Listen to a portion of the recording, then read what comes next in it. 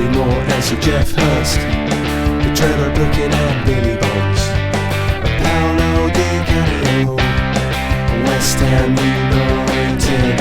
We celebrate our victories, we stick together in defeat. Proud of our history, West Ham United, more than just a podcast, more than just a podcast. Good evening, good morning, or good afternoon. This is more than just a podcast. It is season 12. It is episode 17. We're back. Apologies for us being out of communicato. Well, we did our best, but unfortunately, we recorded on a Monday, and there's so many games, and Bournemouth was last Monday, and then life took over. So we just had off the air. We've missed the Liverpool game. We lost 1-0. Unlucky. We're not going to discuss that tonight. Obviously, we played the Bournemouth game. We won that 2-0. We're not going to discuss that tonight, right? So I agreed with the boys. We're going to discuss the last two games, including the ones just blown up because we're recording on Sunday. But before I do that, Canning Town Len, where are you? What are you doing? I'm at home, just finished watching the football with the laptop on my lap. Nigel, where are you? What are you doing? I'm in my shed. Did you watch the game in the shed? Shedman.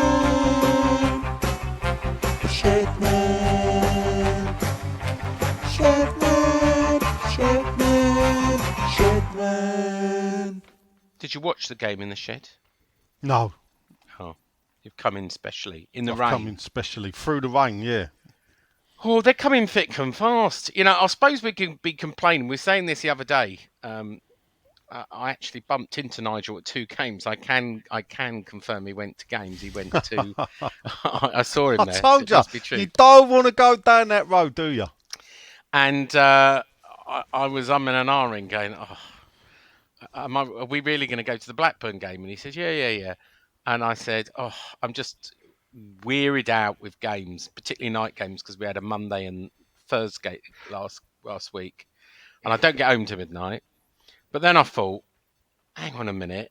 We're about to have 6 weeks of no West Ham football when the World Cup starts. So we're going to miss it soon enough. We're going to be complaining there are no games for 6 weeks. After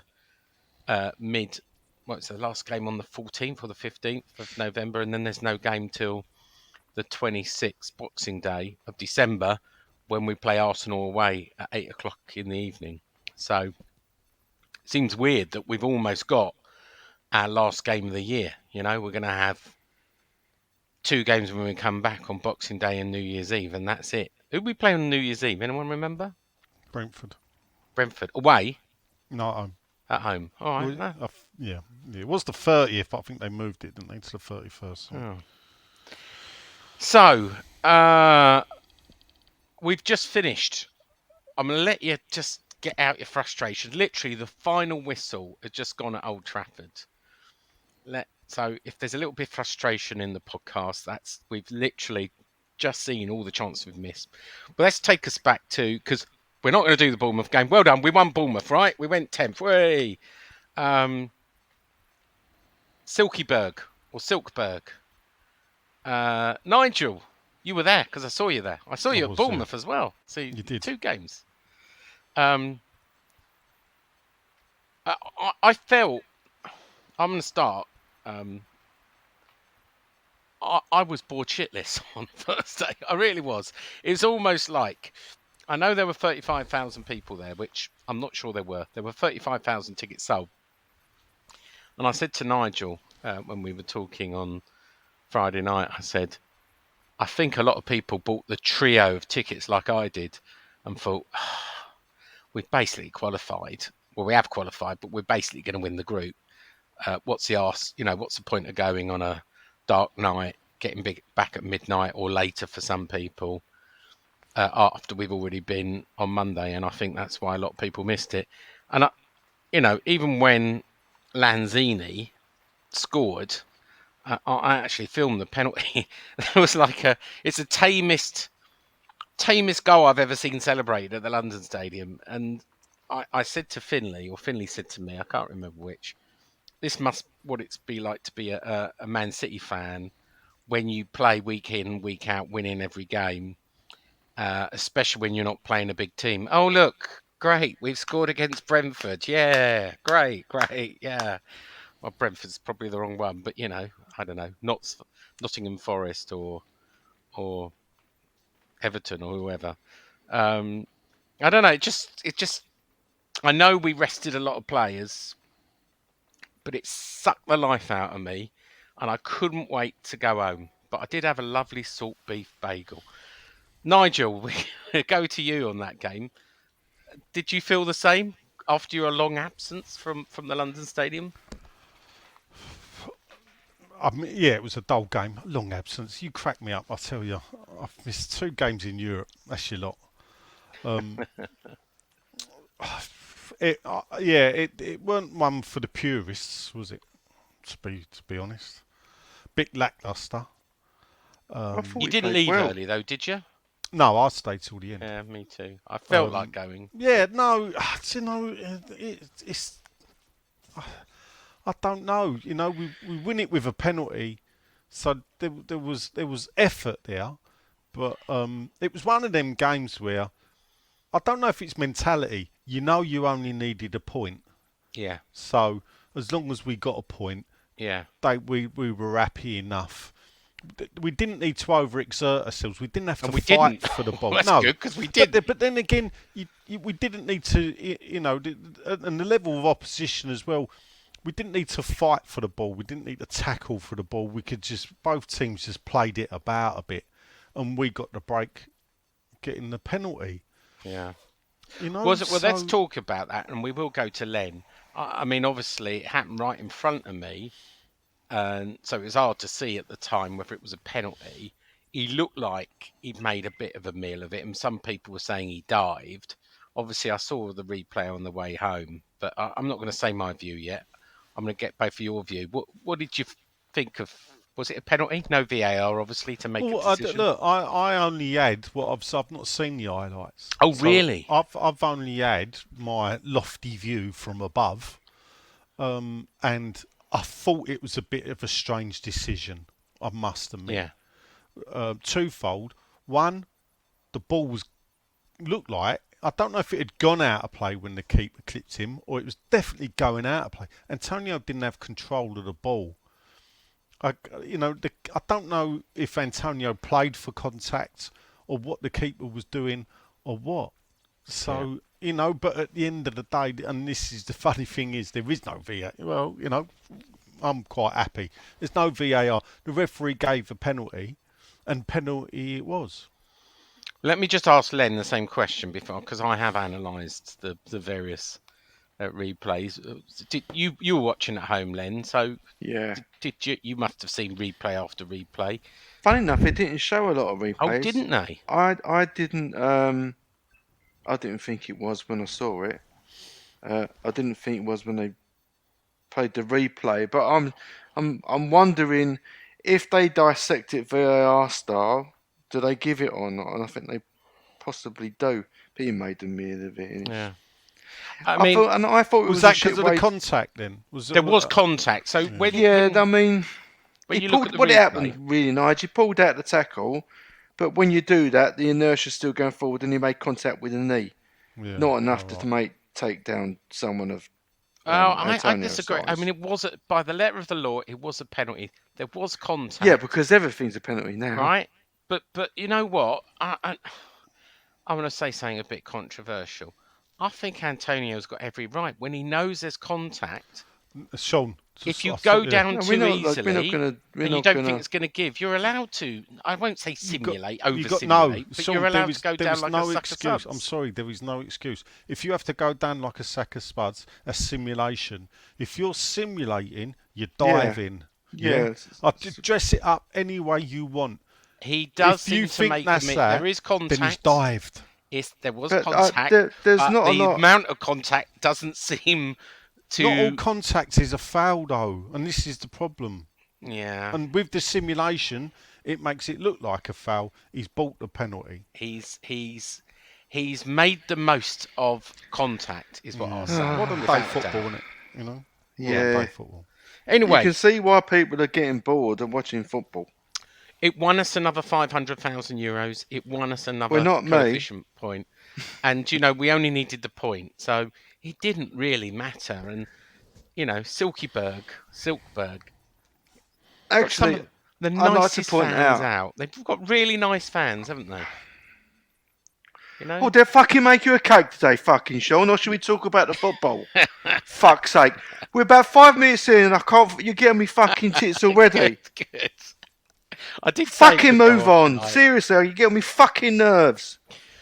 Right, I'm gonna do a stat attack just to piss you off a little bit more. Then, West Ham. Hang on a minute. Here it is. West Ham had 53% of possession. Silkberg had 47. West Ham had 15 shots, 5 on target. Silkberg had 3 shots, 3 on target, 6 corners to their 1.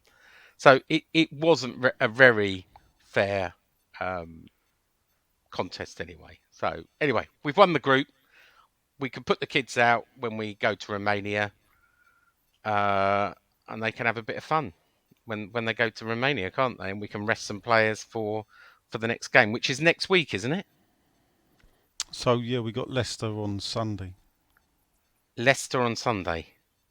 Is that right? a No, home or Crystal away? Palace. Is it Crystal Palace? Oh, Crystal No, Palace. it Crystal is, Palace on Sunday. Leicester's on the Saturday. 3 o'clock kick-off. Whoop, whoop. Yeah. I don't know. I can't remember what we do.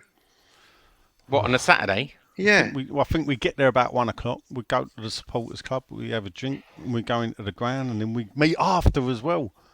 Fucking hell. Yeah. A day out. Yeah. Yeah. It'll be like the last game of the season because we're going to have 6 weeks without anything. I'm just having a look. What are you looking at, Sean? Well, We've got Leicester on the Sunday. No, sorry, we've got Sunday- Palace on the Sunday.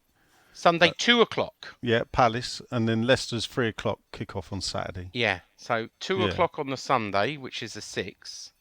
Yeah, And then on the 12th. we got Blackburn on the Oh, yes. of 9th. course. Blackburn, yeah. 7:45. Yeah. And then we've got Saturday the 12th. You're right. 3 Yeah. o'clock kick-off on a Yeah. Saturday. Right. Elephant in the room. And I don't mean put that. yourself Put yourself down. Look, always going to be a hard one. He's never won this one. He sets up defensively usually. A lot of talk about it. We've just come straight away from it. We lost 1-0. Len, let's start with you. Thank you. What? What do we take away from that performance?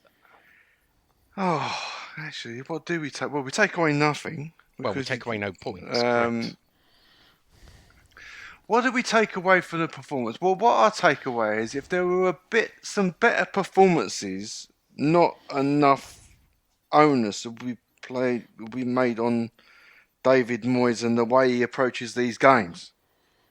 For example, I mean, I thought we started off well. I thought in the first half, I thought we were slightly the better team, other than until the goal, which from Man United's point of view, I actually think there was a lot of technical ability there. It was quite well worked. It was a good goal. Yeah. Good goal for Rashford. His 100th goal, believe it or not. I always think of him as quite young, but there you go. Yeah. But there are times, I mean, I've never seen a Man United team lose so much possession.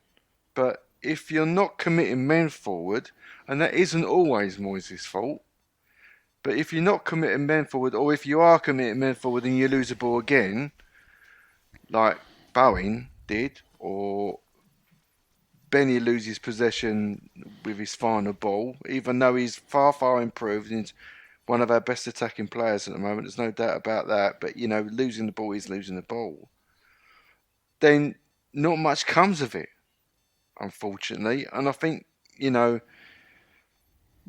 what you saw in the European game, which a lot of misplaced passing, you're never gonna, regardless how you approach it, you're never gonna get too much joy.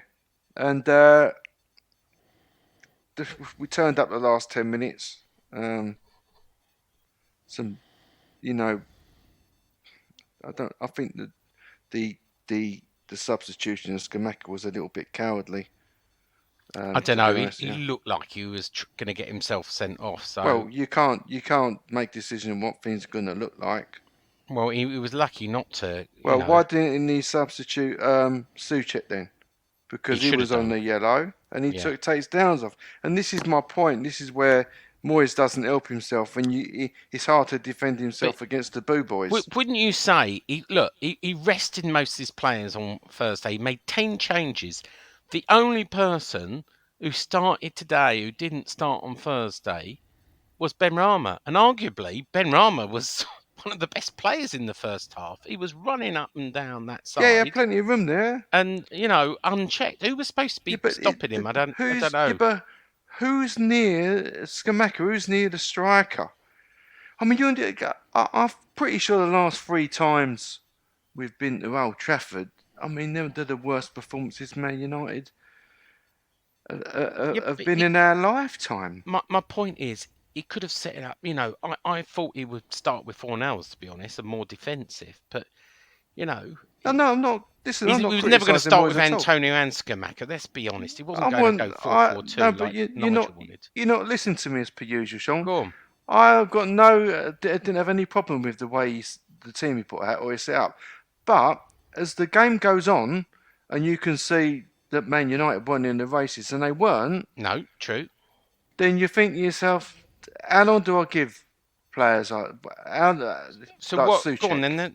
Well, why You're the expert. Who would you have put on? You'd have taken. I don't think we needed Souček because they were losing too much possession. You needed someone, so I'd have changed him to 4 nails.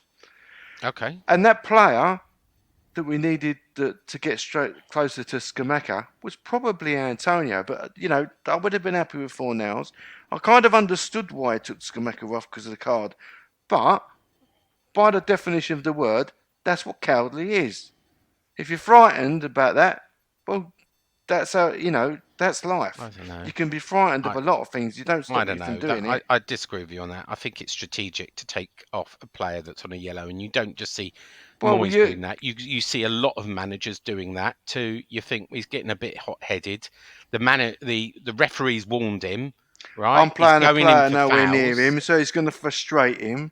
So you can say if you want to throw circumstances up, then the ringleader is Moyes. Unfortunately, if you're going to take that attitude, what I'm saying is, by definition, it was cowardly. Uh-huh. It's not brave, is it? I don't agree. Okay, is he showing faith in his player then? How can you not fucking agree? Get the fucking dictionary. How is that fucking brave? It's. I didn't say it's brave. It's your words using the word. And you're cowardly. saying you're disagreeing. Yeah, I'm disagreeing. What was it? So if it's not fucking cowardly, then you're saying it's brave. No, I'm not. Jay, I think you're getting the thing. Do you know what? I think you made the right decision getting Scamacca off. You cannot afford But it's to not go down brave, to 10 is men. it? No, I know that, but it's brave. not brave, is it? It's cowardly. It ain't cowardly. No, of course it's cowardly. It's not cowardly. Oh, come on. It's not Of course cowardly. it is. Hold up, if you his just job- assume he's going to get it... Oh, this is nonsense. No, this is nonsense. It ain't nonsense. If you can see a player, he's running a tightrope, it's Moyes' job to bring him off. Blame the player, if anything, for running that tightrope. Not David Moyes. Moyes' job is to keep 11 players on the pitch. So you think he deserved that yellow card? That's a totally different type of question. Yeah, what we're looking at. But there wasn't a player losing his head. Oh, do you know what? He might not have been losing his head, yeah. But if he could give another foul away, which was quite possible in the mood that he was in, yeah. If he'd give another foul away in the next couple of minutes, the referee would have given him another yellow and sent it off. We've seen it time and time again. You've got to protect the fact that we needed 11 men. If anything, it was Scamacca's naivety. But it's cowardly. It's not cowardly. Oh, of course it's cowardly. It's not cowardly. It's what he has to do. Let's take the emotion out of this, right? It's and what move he on. has to do. Oh, that's just fucking nonsense. Right. right. Why is calm it down. nonsense? We're Because it's fucking cowardly. How is right. it cowardly? If Because you're you have no faith in your player. How's it fucking not cowardly? No, Len, because He's showing no fucking faith in the player, and he does the same thing with Souček. He does the same thing. He stays on. Hold up, that's totally different kettle of fish. Yeah, and this is the thing. You taking two things, lumping them in together. Souček could have got hooked for various different reasons. Very much so. And I'm with you in that Souček should have been hooked. But it is not cowardly to substitute a player that's already been booked and then commits another fouls. One thing, after Souček got booked, how many other fouls did he commit? Because to be fair, he didn't really see the ball to commit that many fouls. Then you got to take him off, surely. Well, no, because this is the thing. He didn't take Skamakov off when he got booked. He took him off after he'd been booked and then gave away another stupid I understand that, but you cannot say that's not cowardly. It's not cowardly, because if he does it again, he's going to get a red card and we're down to 10 men. We respect everyone's opinion. If Len wants to call it cowardly, and which is the definition of the word, to show no fucking bollocks. We've both got opinions, right? And we're going to move on from that, right? Because that's not the whole thing. I'm just going to give you a stat attack. West Ham had 47% of the possession. Obviously, Man United had 53. Man United had 16 shots, 3 on target. We had, believe it or not, 13 shots, 5 on target. I know that can be a little bit disproportionate because most of them came in the last 10 minutes. And we had 10 corners to their 5. Let's talk about a bit more positively, right? And I'm going to go to you, Nigel. Oh, where's fucking Mr. Positive? Well, I'm just going to ask him. Look, we didn't the first half, right? We're 1-0 down. We've seen this a lot, right? We're chasing our tails. We don't. I thought we started okay, but after our heads went down after we went 1-0 down, right? Rashford, good header. Kira, could he have done better? Was he flat-footed? Well, that's an opinion. It was a good goal. Let's be honest. It was a bloody good goal. And we're chasing the game, right? But, we went for it in the last 10 minutes. And it was only De Gea who really kept them in it. I mean, I counted 3, maybe 4. I'm not going to overuse the word world-class saves, but bloody good saves that in a worse keeper, at least 2 of them could have gone in. And I know we spoke a little bit off air going, but they didn't go in and we didn't and we lost. But I did think we went for it in the end. And no, look, at half time, we'd had 3 shots in the whole game. All of them blocked. None off target, none on target. Yeah. So if you then look at the full-time stats, I think Man United had 9 shots, 3 blocked, 3 on target, 3 off target in the first half. Yeah, this is half time. So you average it up. The stats I'm seeing is that we now had more shots on target than Man United. So that would allude that we created more chances in the second half than Man United definitely. did. Because we were behind. Yeah, there's an old adage, I suppose, that if you go down, make sure you're still in the game with something to play for as you enter the last few minutes of the game. The problems are multiple, actually, is when we play Kerr at right back, he's not an up and down right back. He's a fantastic defender. He ain't like a Johnson who can put the ball in the box. Yeah, so we lose that side of it. So we're better defensively with Kera there, but we lose something else. We've got Bowen that's off form. Souček, who frankly, I can't keep defending and everything. He gives the ball away. He loses the ball, and I'm struggling to think of anything positive that he brings to the team when you got Flynn Downs there. Why Flynn Downs gets taken off and not Souček, I do not know, because about 2 minutes before he made that sub, Souček had give the ball away on the edge of the area. Yeah. So there's that point.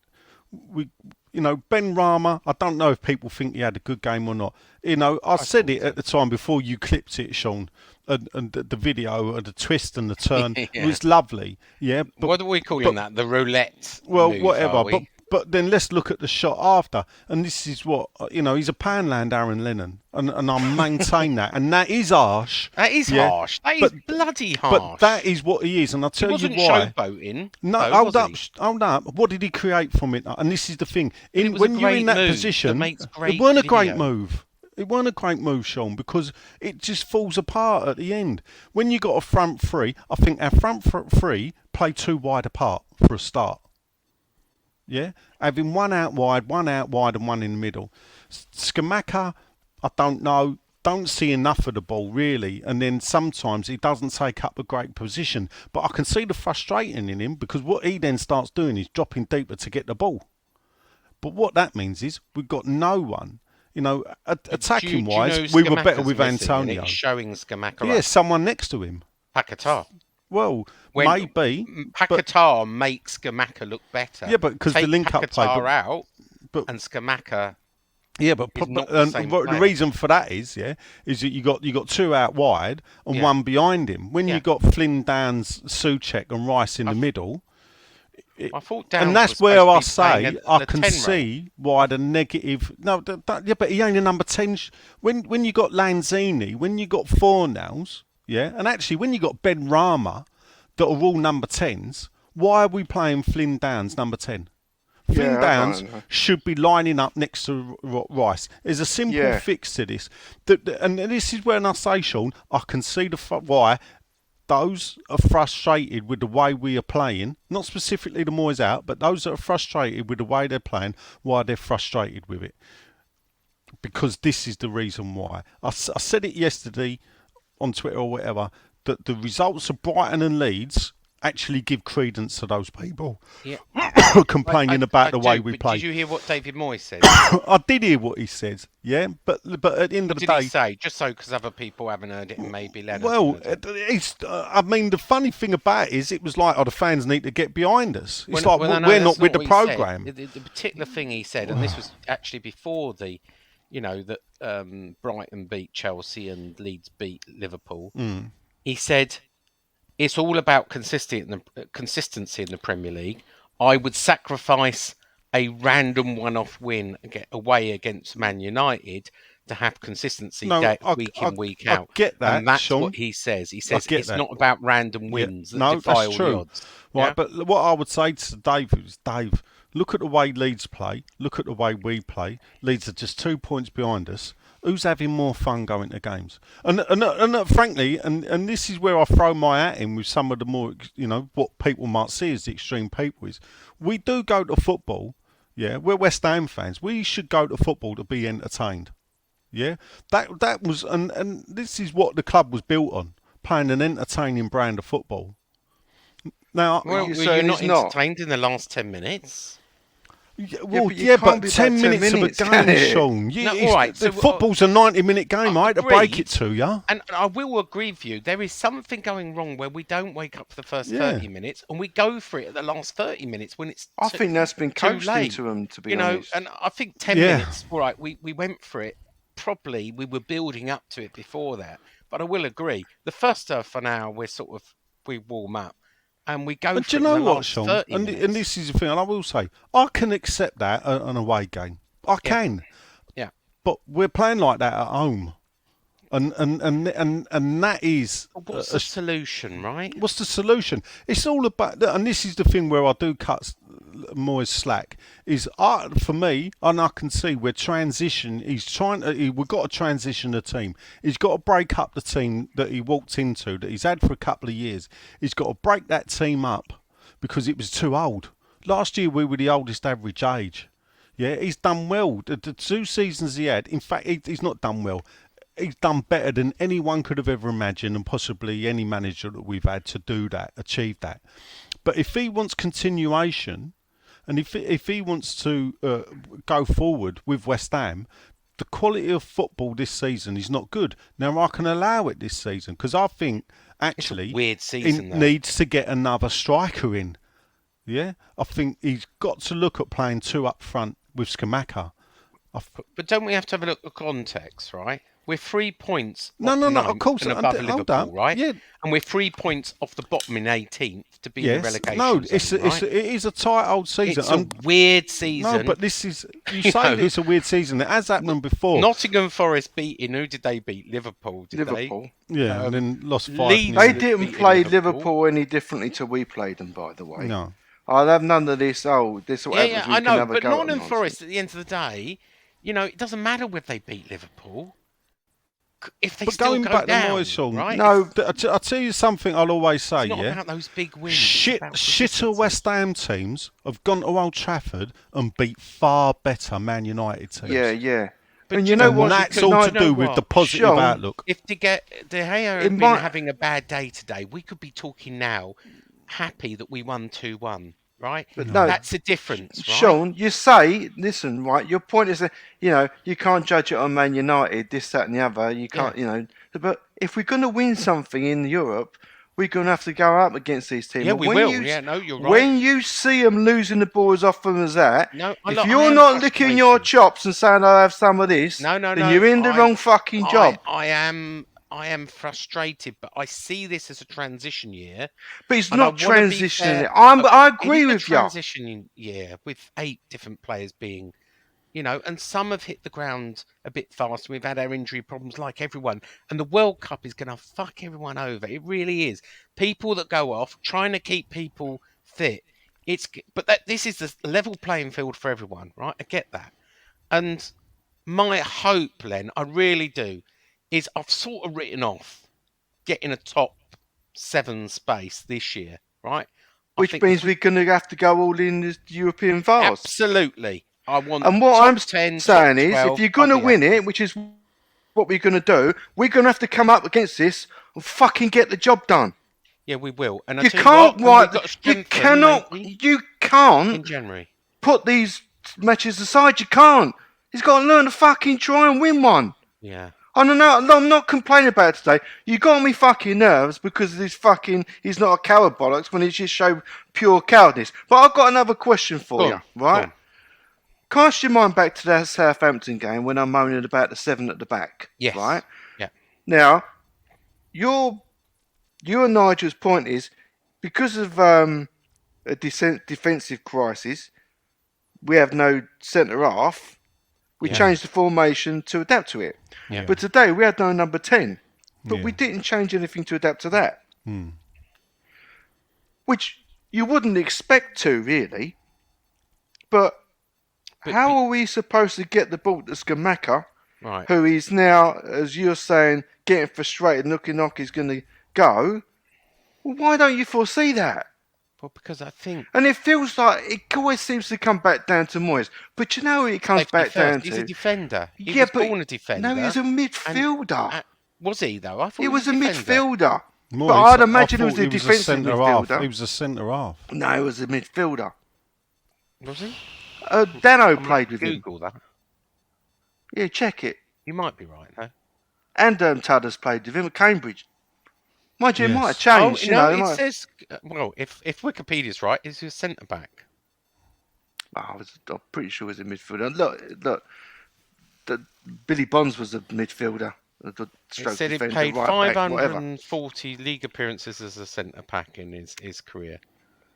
But anyway, it keeps coming back to him because what it is, just drop one of the. All you need to do, just drop one of the defensive defenders, and look, we know it's not Rice. And we keep having this conversation, and we just ignoring the fact that Souček's time's done.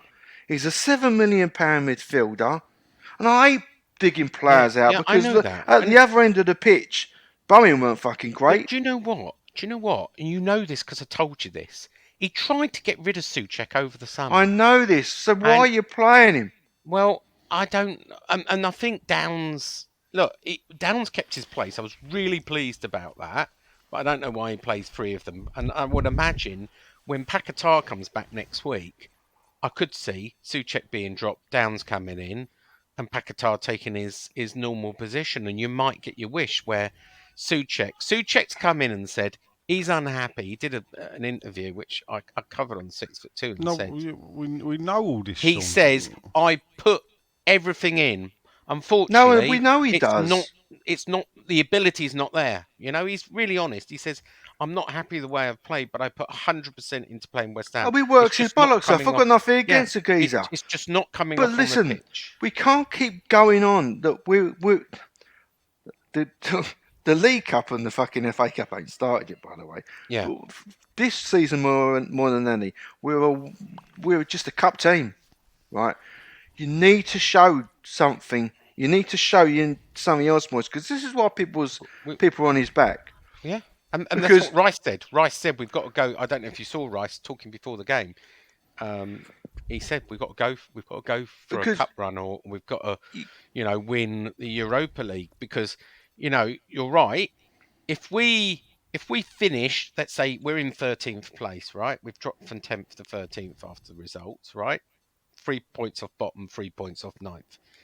If we end up finish 13th at the end of this season, and we get knocked out in the next round of the Europa Conference League, and we get knocked out in the early rounds of the FA Cup, and we get knocked out in the early rounds of the League Cup, then maybe at the end of the season, and maybe, by the way, remember David Moyes has only got a year left on his contract. He's only got another year. He hasn't signed a new contract.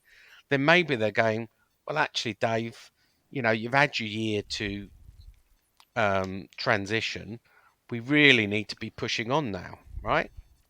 I think he'll be afforded that. But I mean, there's a lot of like crystal ball gazing at the moment. But with what you just said there, Sean, ifs and buts and maybes. Yeah, there is. The one thing that we do know is that to get European football, to guarantee European football, you've got to finish top 5. Yeah. And some of those already in the top 5 win a cup, like the League Cup and the FA Cup. So realistically, the only way we've got to guarantee European football next season is by winning a cup. Now, if you go, all right, let's target 7th spot. To do that now, up until last season, there was only 6 teams. There were 6 teams in the Premier League whose finances and everything else meant they could, even in January, if they were struggling, go out and buy a fantastic player that could get them into the top 6. So the season we finished 6th was a fantastic achievement. 7th was when we were the best of the rest. So that was outstanding achievement. This year we got the Newcastle. Now I doubt if anybody thought Newcastle would be in the top 4 where they are. They're far outstripping anything, and they actually look good value. They look very good. Very good value to come in for it. And funny enough, they've only brought in a couple of players, haven't they, at the end of the day. So actually, that's on the manager. That's on Eddie Howe. A manager that West Ham could have gone, but decided not to go for. Yeah. So, realistically, qualifying for Europe is a big, big ask through the league. So especially this year. Yeah. So I do think that cup football. But then, the thing is, Sean, if this was the first time we'd seen West Ham play this way, lose 1-0, you'd think, oh, that's not too bad. He's done all right. Everything else. He's had games where look at the games that we've won recently. They've not been goal fests, have they? We're really struggling for goals. We are really struggling this season for goals. I think they said we're 12 goals down on this time last season. Yeah, I thought I heard that. Yeah. Probably the best thing to do is to look at the old barometer. I'll have to try and work that out again against the teams that we've played. On paper, a 1-0 defeat at Old Trafford is not the worst result. But at the end of the day, if we'd have lost 4-0, but really gone for it, or 3-0 and had a go, like a proper go from the start, really put them under pressure, then we'd have got the same amount of points as we did today, losing 1-0. And if we don't do that and don't try that and see how we are when we need transitioning? to? Yeah, when we do. And when we need to do that against the teams, are we ready to play that way? We have got into this habit of now playing, and this is the thing. Against Southampton, I poo-pooed Len with his 7 defenders. Unfortunately, he's persevered that. Yeah, so it almost seems to be regular. And you can't. It's hard for people like me to sit here and go, "No, I think you're wrong, Len. That ain't 7 defenders." When I'm looking at it and I'm thinking, very defensive again, innit? When you're playing with 7 defenders, you're leaving your 3 up top very isolated. They are. You've got to play. I get that Flynn Downs has earned himself a shot in the team. Then he's got to deal with it. He's got to man up and drop Souček and put. Exactly. Yeah, no, I know, and put him in and bring in a proper number 10. Bring in Lanzini. Put Benny there. We've got the players that can do that. What you said recently, I can't remember if it was on a podcast or anything, right? Yeah.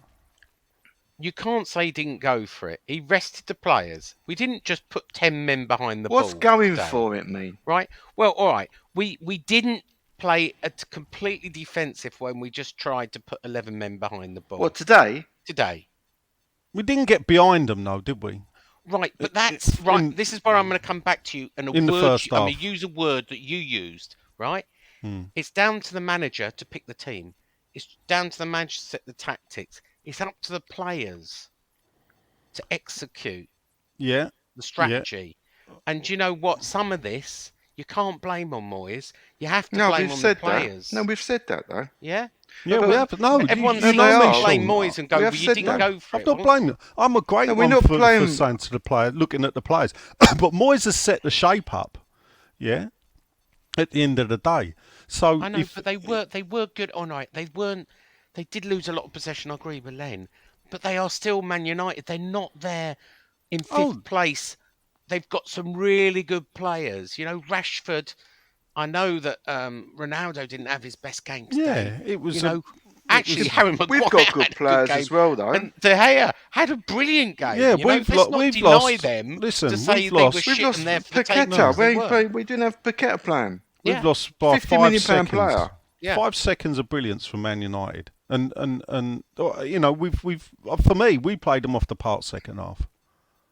I thought we were a better team. They were trying to hit us on the break. I thought it was entertaining. The first half, I wasn't so. Yeah. But I thought second half, I thought they gave value for money. Look, and I suppose if we talk to Dodsey, who went there, it's always the people who did the miles. Was it worth it? I thought we gave. The biggest thing you always tell me is, I'm really disappointed if we go to Old Trafford and we don't give it a go. Yeah. I don't think you can say we didn't give it a go. Certainly second half. No, that's right. But listen, this phrase "giving it a go," I don't. I think when people say that, they think just playing more attacking players and that will sort of just by magic would have been more attacking. That's not the case. What we need to see this season with Moyes, we need to see the transition of how do you execute it so that we get men closer to the striker, so we get not necessarily more shots because the shots kind of happen circumstantially, generally because we fucking lose it, but get in a way that we can move players up the table. He's not doing it. He's not doing it because of one player. It's not Souček's fault. It's been long since it's been his fault. But playing 2 defensive midfielders and a back 4, we're missing one player up the front closest to the striker, and this is what you're getting. You're getting, well done, boys. Close enough to go, we know we didn't get beat this and that and the other. If it's a cup game, you're out. Season's over. It's simple as that. You can't. And then, Moyes is the same guy sitting in the office trying to save his job because 8th ain't good enough this year. I'm sorry to sort of. I'm happy with the team he put out. I'm kind of happy with the way we played, barring a couple of performances. And I'm sorry that it always has to come down to Moyes and Souček again, all the thing. But there you go. You can carve this on stone on the 5th of October. If we continue to play like that, we'll end up with nothing. And nothing gets you fucking nothing if you're David Moyes. What did you expect though? Let's just. I want to see. At the beginning of before it's Man United away. I'll tell you what I expect. I expect that when the guy on the TV says a substitution for West Ham, I expect to be fucking surprised once in a while. Okay. All right, that's fair enough. That That's a fair would enough show response. me that there was a transition. Because You're you saying he's too you all said predictable. in the WhatsApp group, for me, Suchek has to come off. We all Yep. knew he had to come off. We all knew it wasn't going to be him. Yeah. So if No, that's but happening, it did surprise me though, Jay. Go on. it I shouldn't. thought he do. would have took Benny off. Yeah, I thought that. Yeah, because So I mean, if there's one it thing did I will, surprise me. I'll tell you one thing I will criticise David Moyes is his treatment of Ben Rama. The Well, he's things getting he games says now, isn't he? against Ben. Yeah, but even though he still slags him off, in his press. Oh, yeah, but I know. the funny but thing he doesn't is, do that with Sean, any other player. I don't But get he Not that. don't- defenders, does he? No. You notice that?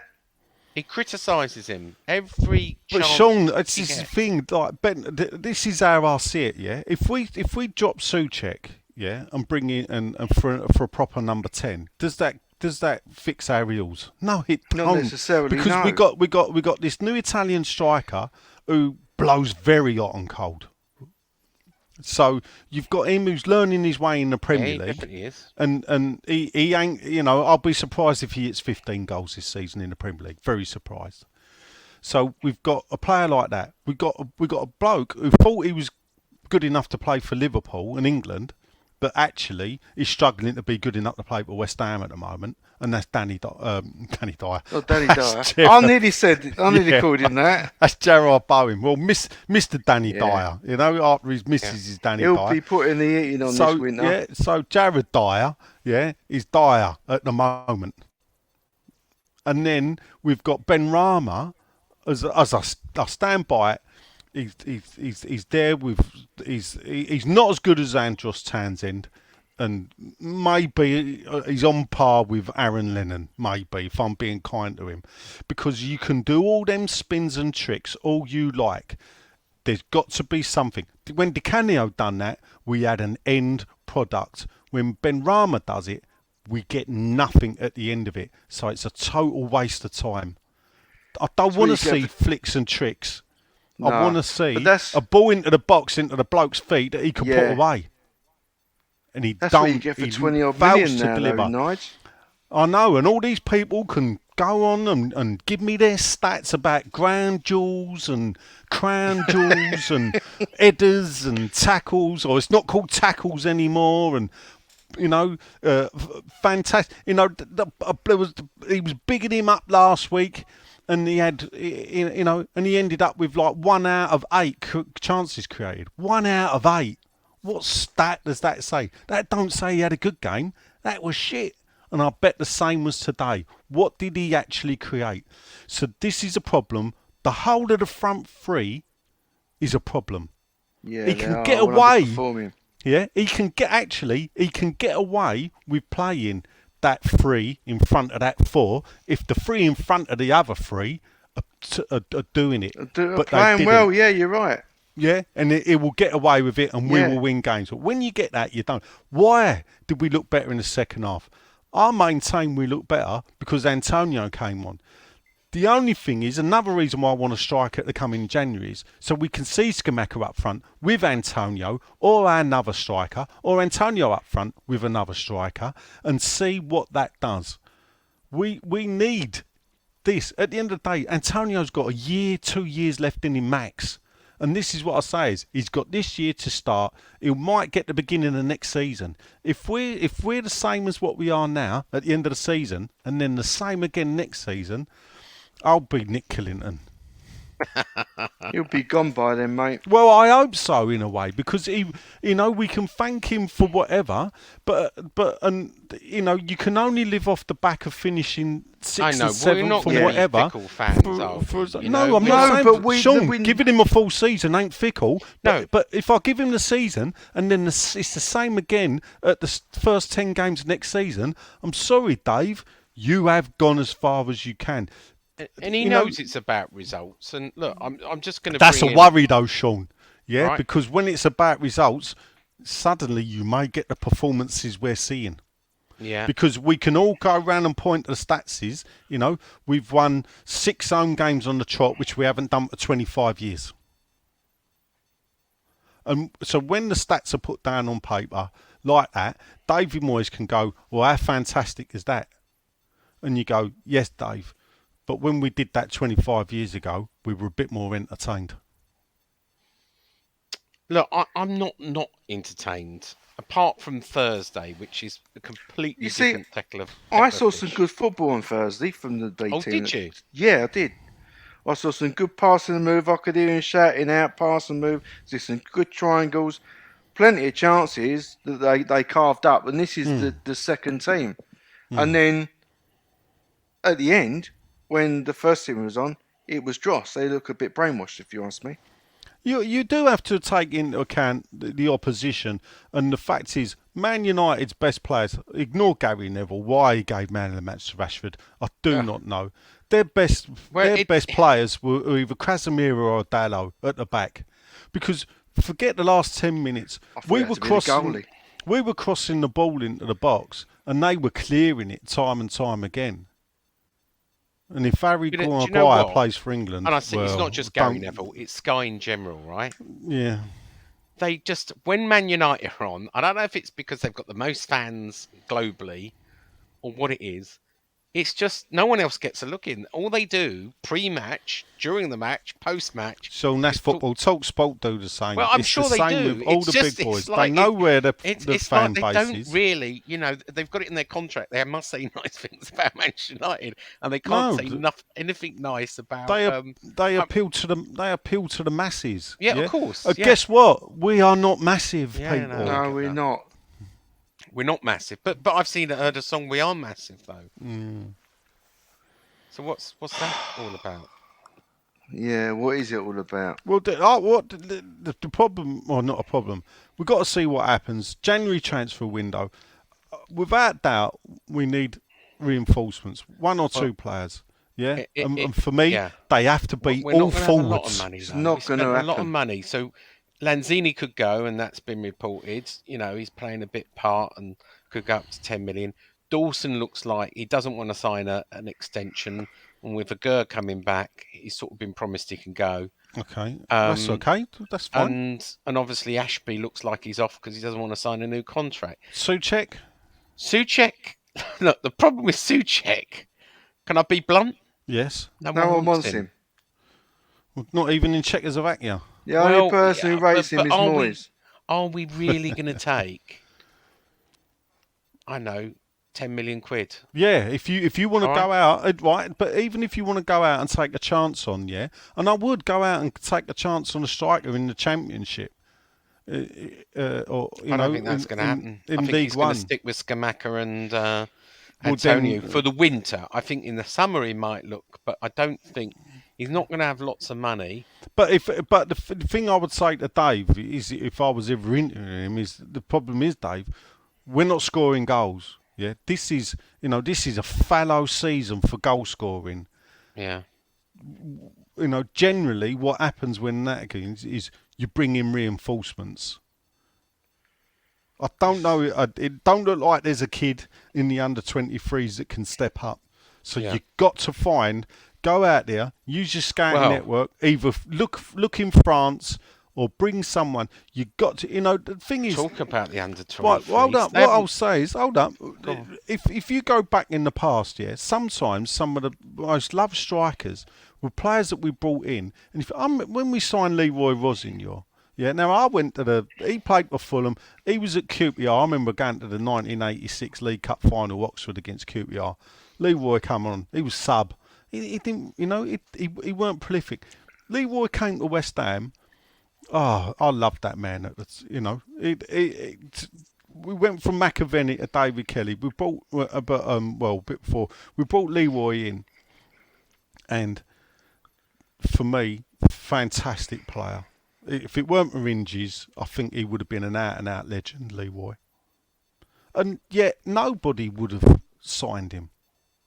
He weren't a West Ham player. Do you see what I mean? There are players out there, if you look, that you can bring in that can get you 5-10 goals next year. But Man United have done it. When they signed that Igalo, people go, "Oh, why have you done that?"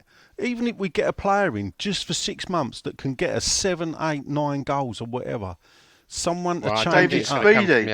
Under 23. Well, yeah, as much as I weren't a fan of Speedy because of his Chelsea connection, he did fantastic for us. How's Ockoflex Clive doing? Allen. Yeah. Did you? I don't know if you saw the story with my headline: Hammers face relegation this morning. Yes, I knew what it was about. Anyway. We are, since we're bottom with 2 points. Yeah, bottom with 2 points. We lost 3-0. I got a little bit of grief about my story about Harrison Ashby saying leave the poor kid alone. But I have it in very good authority. Who gave you grief? I can't remember. Oh, do you know who it was? No. Anyway, says this is all speculation. It's not speculation. I know he's failing the contract, and I know he's not been injured. I know he's not been picked. It's pretty obvious. But he was put in the under-23s yesterday, first time in about 4 weeks. Got carded after 25 minutes, got taken off after 65 minutes, and got some kid put on. They lost 3-0, okay, to Liverpool, but at home to Rush Green. They've had 2 draws. They haven't won a single game in 11 games. And it looked like odds on for relegation. They're like 5-6 points off, second from bottom, and I think the 2 go down. Now, I know people say it's not important, but I don't know what's going on there. I don't know. Well, no, it is, and those that don't understand it. I don't know. I'll tell you why it's important. Mark Robson, is he a good coach? Is it down to him? Have their best players gone out? How many have we sent out on loan that could be playing for a Probably start? about 4, I think. So you got that to consider. Longjello, Ockoflex. But what I would also say is that it is important because this is a conveyor belt. Yeah. Yeah, and basically, is the conveyor belt broken at the moment? Do we need to get what was the last? Do we need guy? to get Schindlers in to fix I can't pronounce it. Who was the guy? He seemed to do quite well. Dimitri Haller. I don't know. He's at Colchester now. He is, yeah. He went to go to the Premier League. I don't really know what happened then. I don't know if he was pushed out, but he was coaching manager of the Premier League for 9 months, and then went off to become sporting director of Colchester United in July, just gone. But I don't know what's going on. Isn't Ricky Martin going as well? And and I'm sure you know this, Mark Noble's job to recruit for the academy? Well, you would imagine that would be part of Noble's brief. It is his role. He's got to recruit a new manager. Yeah. And look, I don't know enough. Well, I'll tell you who's doing a good job.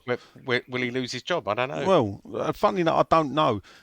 Paul Konchesky, to be fair, he's doing a good job with the women. He is, actually. They're playing now, aren't they? They're playing Arsenal at 6:30 or 7 o'clock kickoff. So. Yeah. But for where the West Ham women normally are, they're doing a bit better. So hopefully Noble's other job is to look for David Moyes' successor as well, because really, listen. The one thing about a football club, is that it has to have forward thinking and forward planning. That's out. Yeah, you've got to be looking at who do you think we would like the next manager. So therefore, you should be keeping a list, already of people that you think will, if it goes wrong, this is what we turn to. There's a few people I would start keeping my eye on. If I was, I think we missed out on Eddie Howe. No, not yet. No, I think that ship has sailed. Yeah, it has. But there we are. get him on the way down. Yeah, of course we will. Maybe. You're right. There are others though. There are others that. And you think Noble's going to find them? Noble might be one. Well, maybe coaching badge. Noble becomes a manager one day. And what do you mean no? How do you know that? What, Noble to be a manager? Yeah. No, come on, Sean. Well, you might have said the same about who? Frank Lampard at one point. What, Junior? Yeah. No, he was always a bit intelligent. Oh, he was actually. You saying you got to be intelligent? Frank Lampard went Brentwood private school. He didn't go Royal Docks. You don't like Noble, do you? We don't fucking paint the picture of what he ain't. And I'm hearing stuff as well, by the way. I won't say it on the podcast. Oh, go on. Be indiscreet. No. All right. Of course he's going to put noses out of joint then. He ain't fucking started. Well, no, but It's he's still not- putting. I know he's getting involved in stuff already. I know he or is. not getting involved in stuff, which is more really? to the point. Yeah. Right. He's not employed. He's employed to the 2nd of Jan. But Well, there you go. anyway, you know, it's Anyway. Is there anything else we want to discuss about the game? no. No, not really. Although I didn't think we played that bad. No. Look at the players more than the manager, but I think this podcast highlights why we don't normally podcast straight after a game. No, but the fact of the matter is, I was happy till I fucking spoke to Sean. Know what he's fucking like? I just bring out the best of people, Len. That's what I do. Fucking hell. It's I've a got knack. a bone to put you saying when I remember it. Oh, go on. What I about? can't remember what it fucking was. There's so many of them, I just fucking lose track. I know. It's something I've done or something I've written or something, yeah? Oh, definitely fucking that. Yeah. Fuck me. Are we, I think it has something to do with Brady, to be honest. What, I use your sticker? I've still got the sticker. Karen's sticker. I did speak to her. I got a freedom information about the London Stadium. Yeah. And it turns out, right, and I wrote something about this, right, and I've been pretty fair about it. No one has checked. No one has challenged for all the time. Oh, we've you been know there, they're like that. no one has challenged No. the comparable. No, because I don't give a fuck right? about the fans. Until I challenged it, and I did challenge it with Brady, and of course so did Hammers United and other people. I wasn't alone.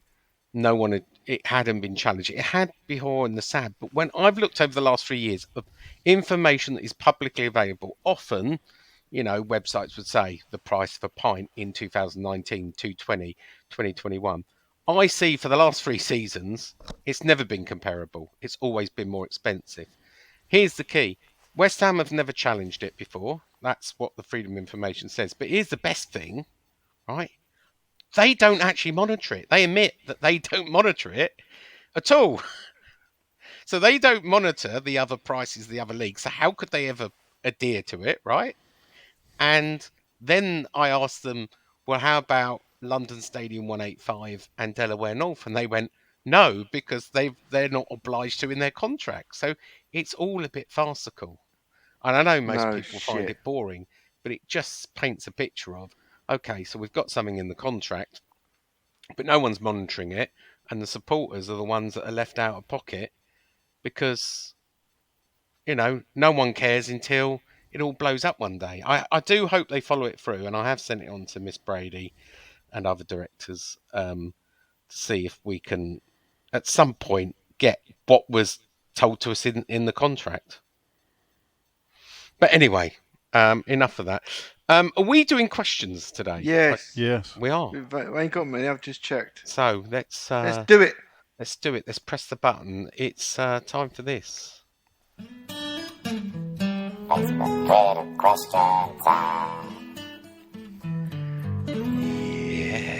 It's Facebook Twitter question time, where we've probably surprised our 8 listeners by recording on a Sunday instead of a Monday. Yeah. Nigel. You Yes. ready, Nigel? There's not many, Good. to be fair. So, Good. I did post Halloween tomorrow, and Sean's booked up for Spookings. Oh, well, So gonna be a Sean, pumpkin. hang on a minute. hold up. So show is recording tonight, minus the Boochies. Give us your questions. Hopefully they make. Hang on. Let's cut. just clarify a point. You're also not in the county, so Yeah. you weren't available either most of next week because you're in deepest, darkest Devon. Yes. Yeah. So there you go. So before you put it all on me that I've got a Halloween party. Let's face it. If I weren't going to work, would we have recorded Monday night? No, because you weren't available. Right. Yeah, because you're going trick or treating.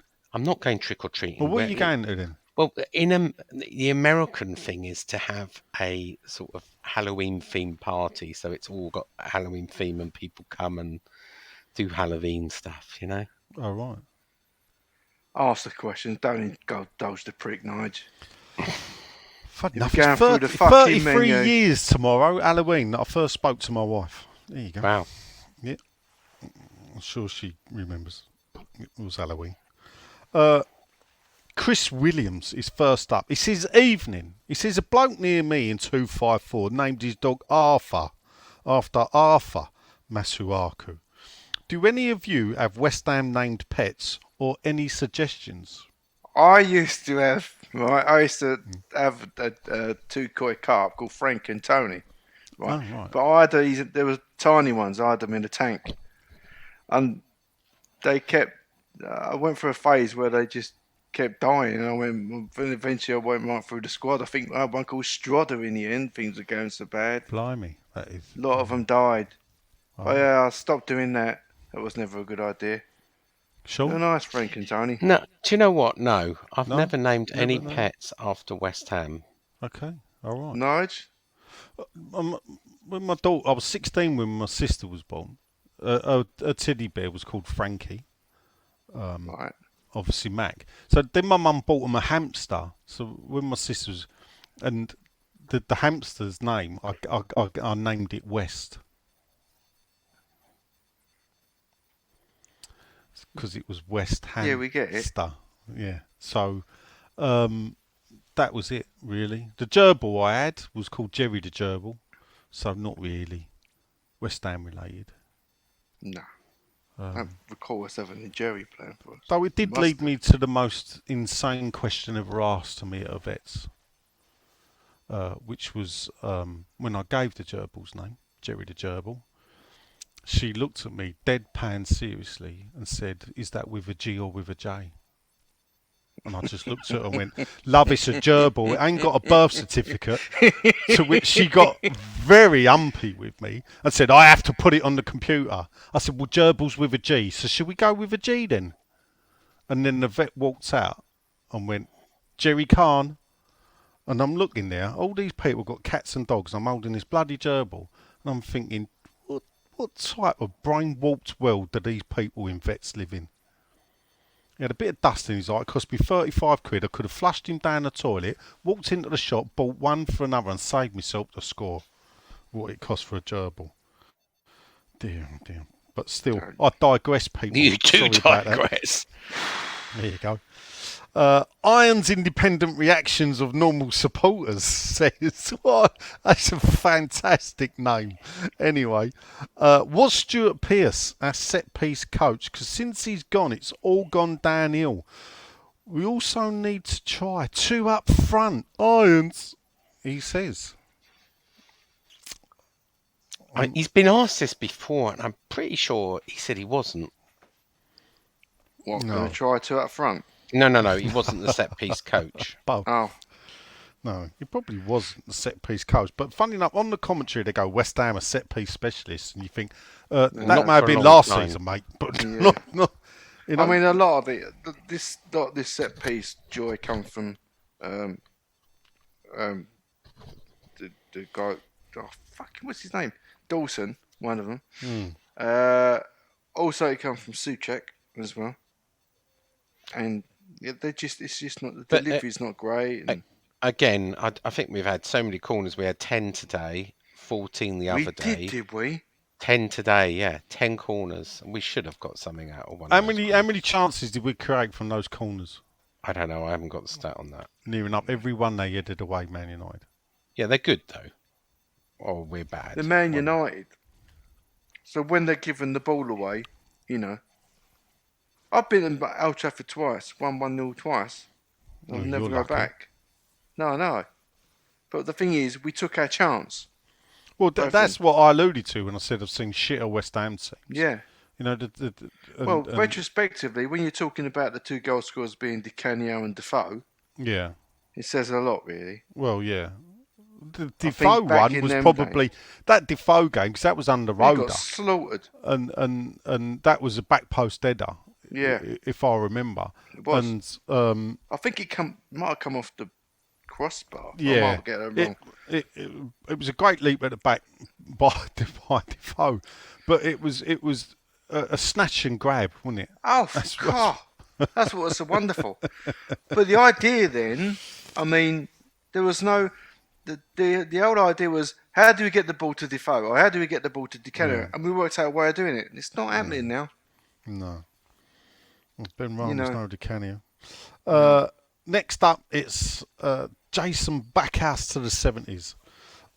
Evening, gents, he says, quick question tonight, which is a bit good. So he says, what's been your favourite piece of Hammer's attire that we've owned, but not including kits? Ooh. So he says he's got two, and the first would be the 1980 FA Cup Admiral tracksuit, and the second would be the Buckton manager's jacket from the mid-90s. Right. Got any West Ham clobber or? The actual proper walk-on Admiral tracksuit I wore crosses. It's incredibly heavy, and how they wore it on a hot day, do not know. I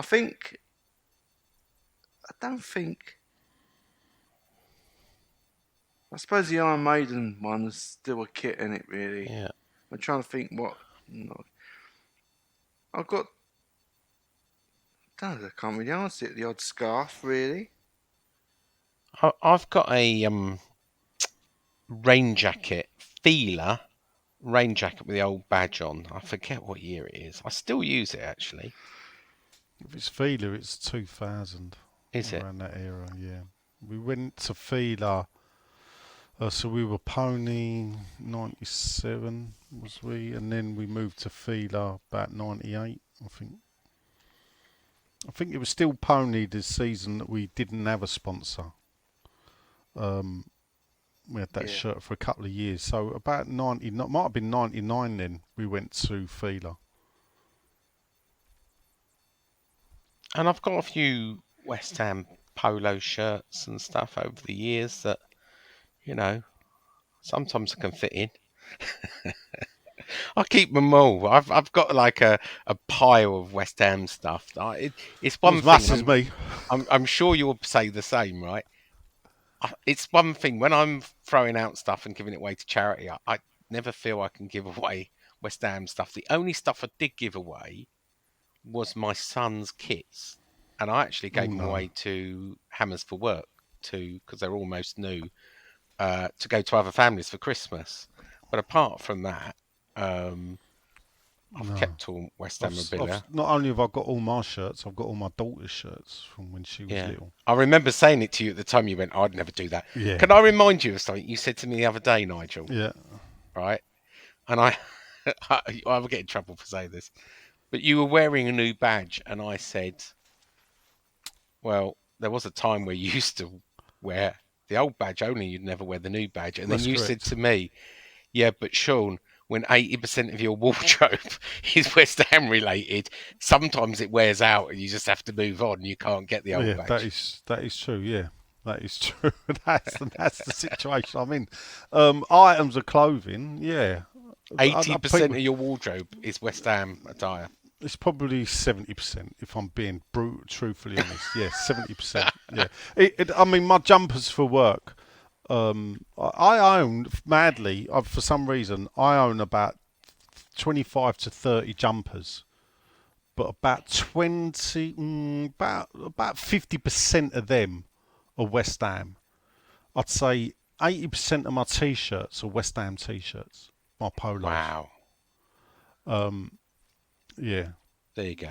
But then that's why when you go to work and you wear your clothes to work, people just call you West Ham because that's all they ever see me wearing. You know, that is all I wore. You know, I remember buying in the shop these jumpers, and they were black. I used to buy every colour, so I had black, blue, grey, claret, and they were embossed with the crossed hammers, but in the same material, so it didn't stand out. And I remember wearing it to work, and someone went to me, I think it's the first time I've seen you not wear a West Ham jumper, Nigel. There you go. And I just leant forward and went, hey, can you? Yeah. And they were like, good question, Jason. Good question. Yeah, but I mean, mine would be, I've still got my first scarf from when I was 7. So that would be mine. And then I've also That's got what I'm thinking. A bench coat. I've got a bench coat from the last season at Upton Park. I've got that white scarf I wore in that black and white thing that was in the papers. Oh, in the picture, yeah. And that went to the 1980 FA Cup. Yeah. Still got it. Oh, right. Well, you didn't, so who took the scarf then? Would you mug someone? What? Huh? 1980? My dad took it, yeah. There you go. Right, yeah, we like them type of questions. Cheers, Jace. Next up, it's the old Spandau Ballet roadie. It's Matty Kemp.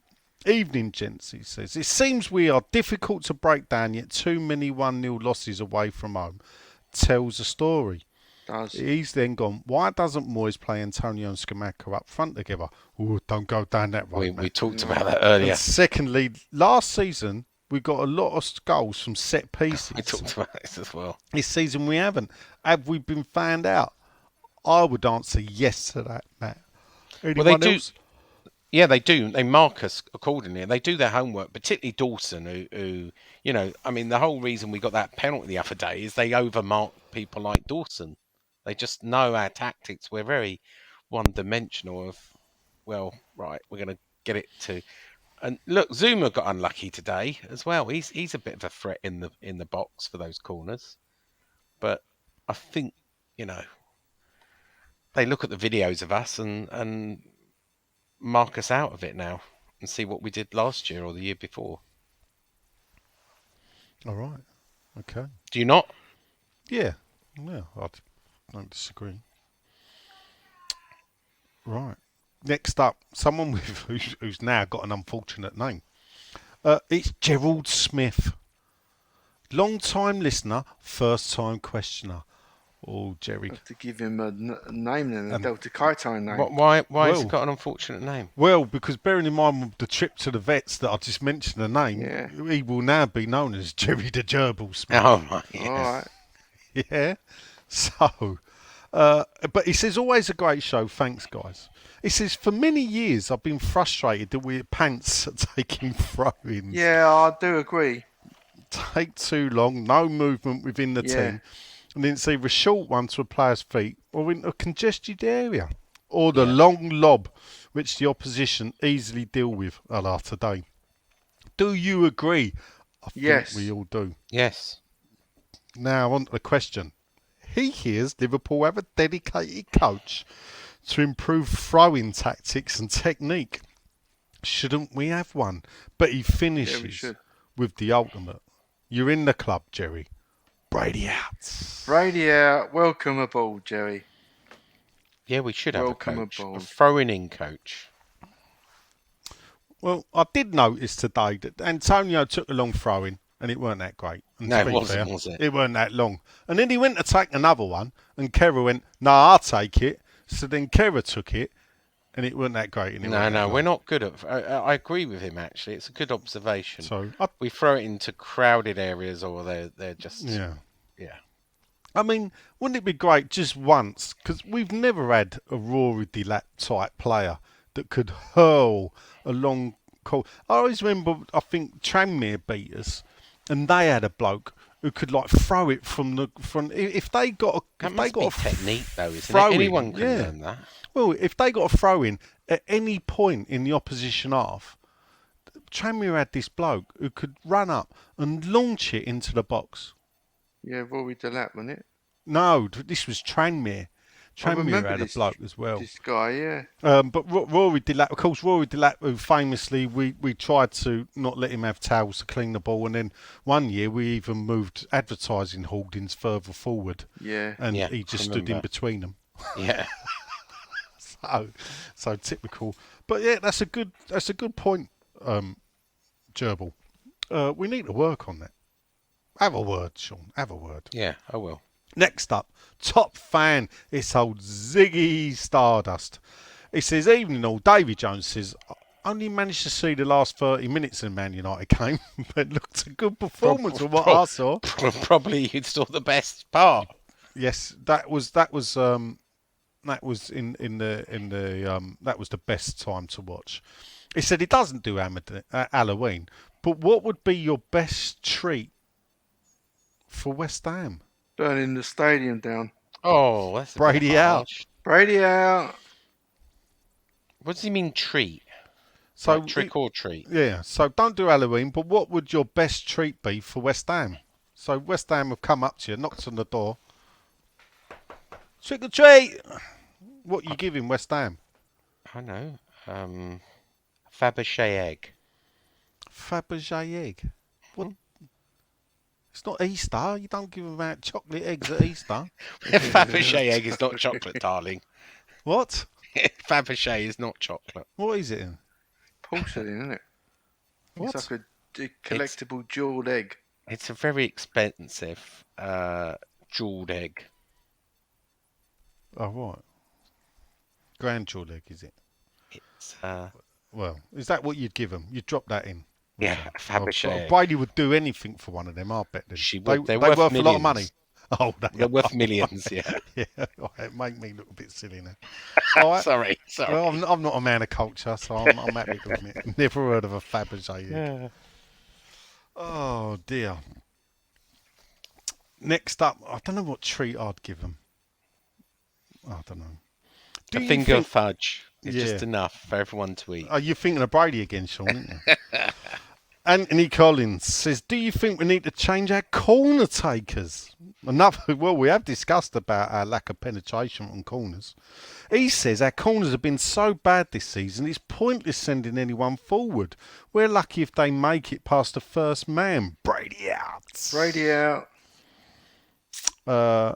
Yes. You're not right, Tom.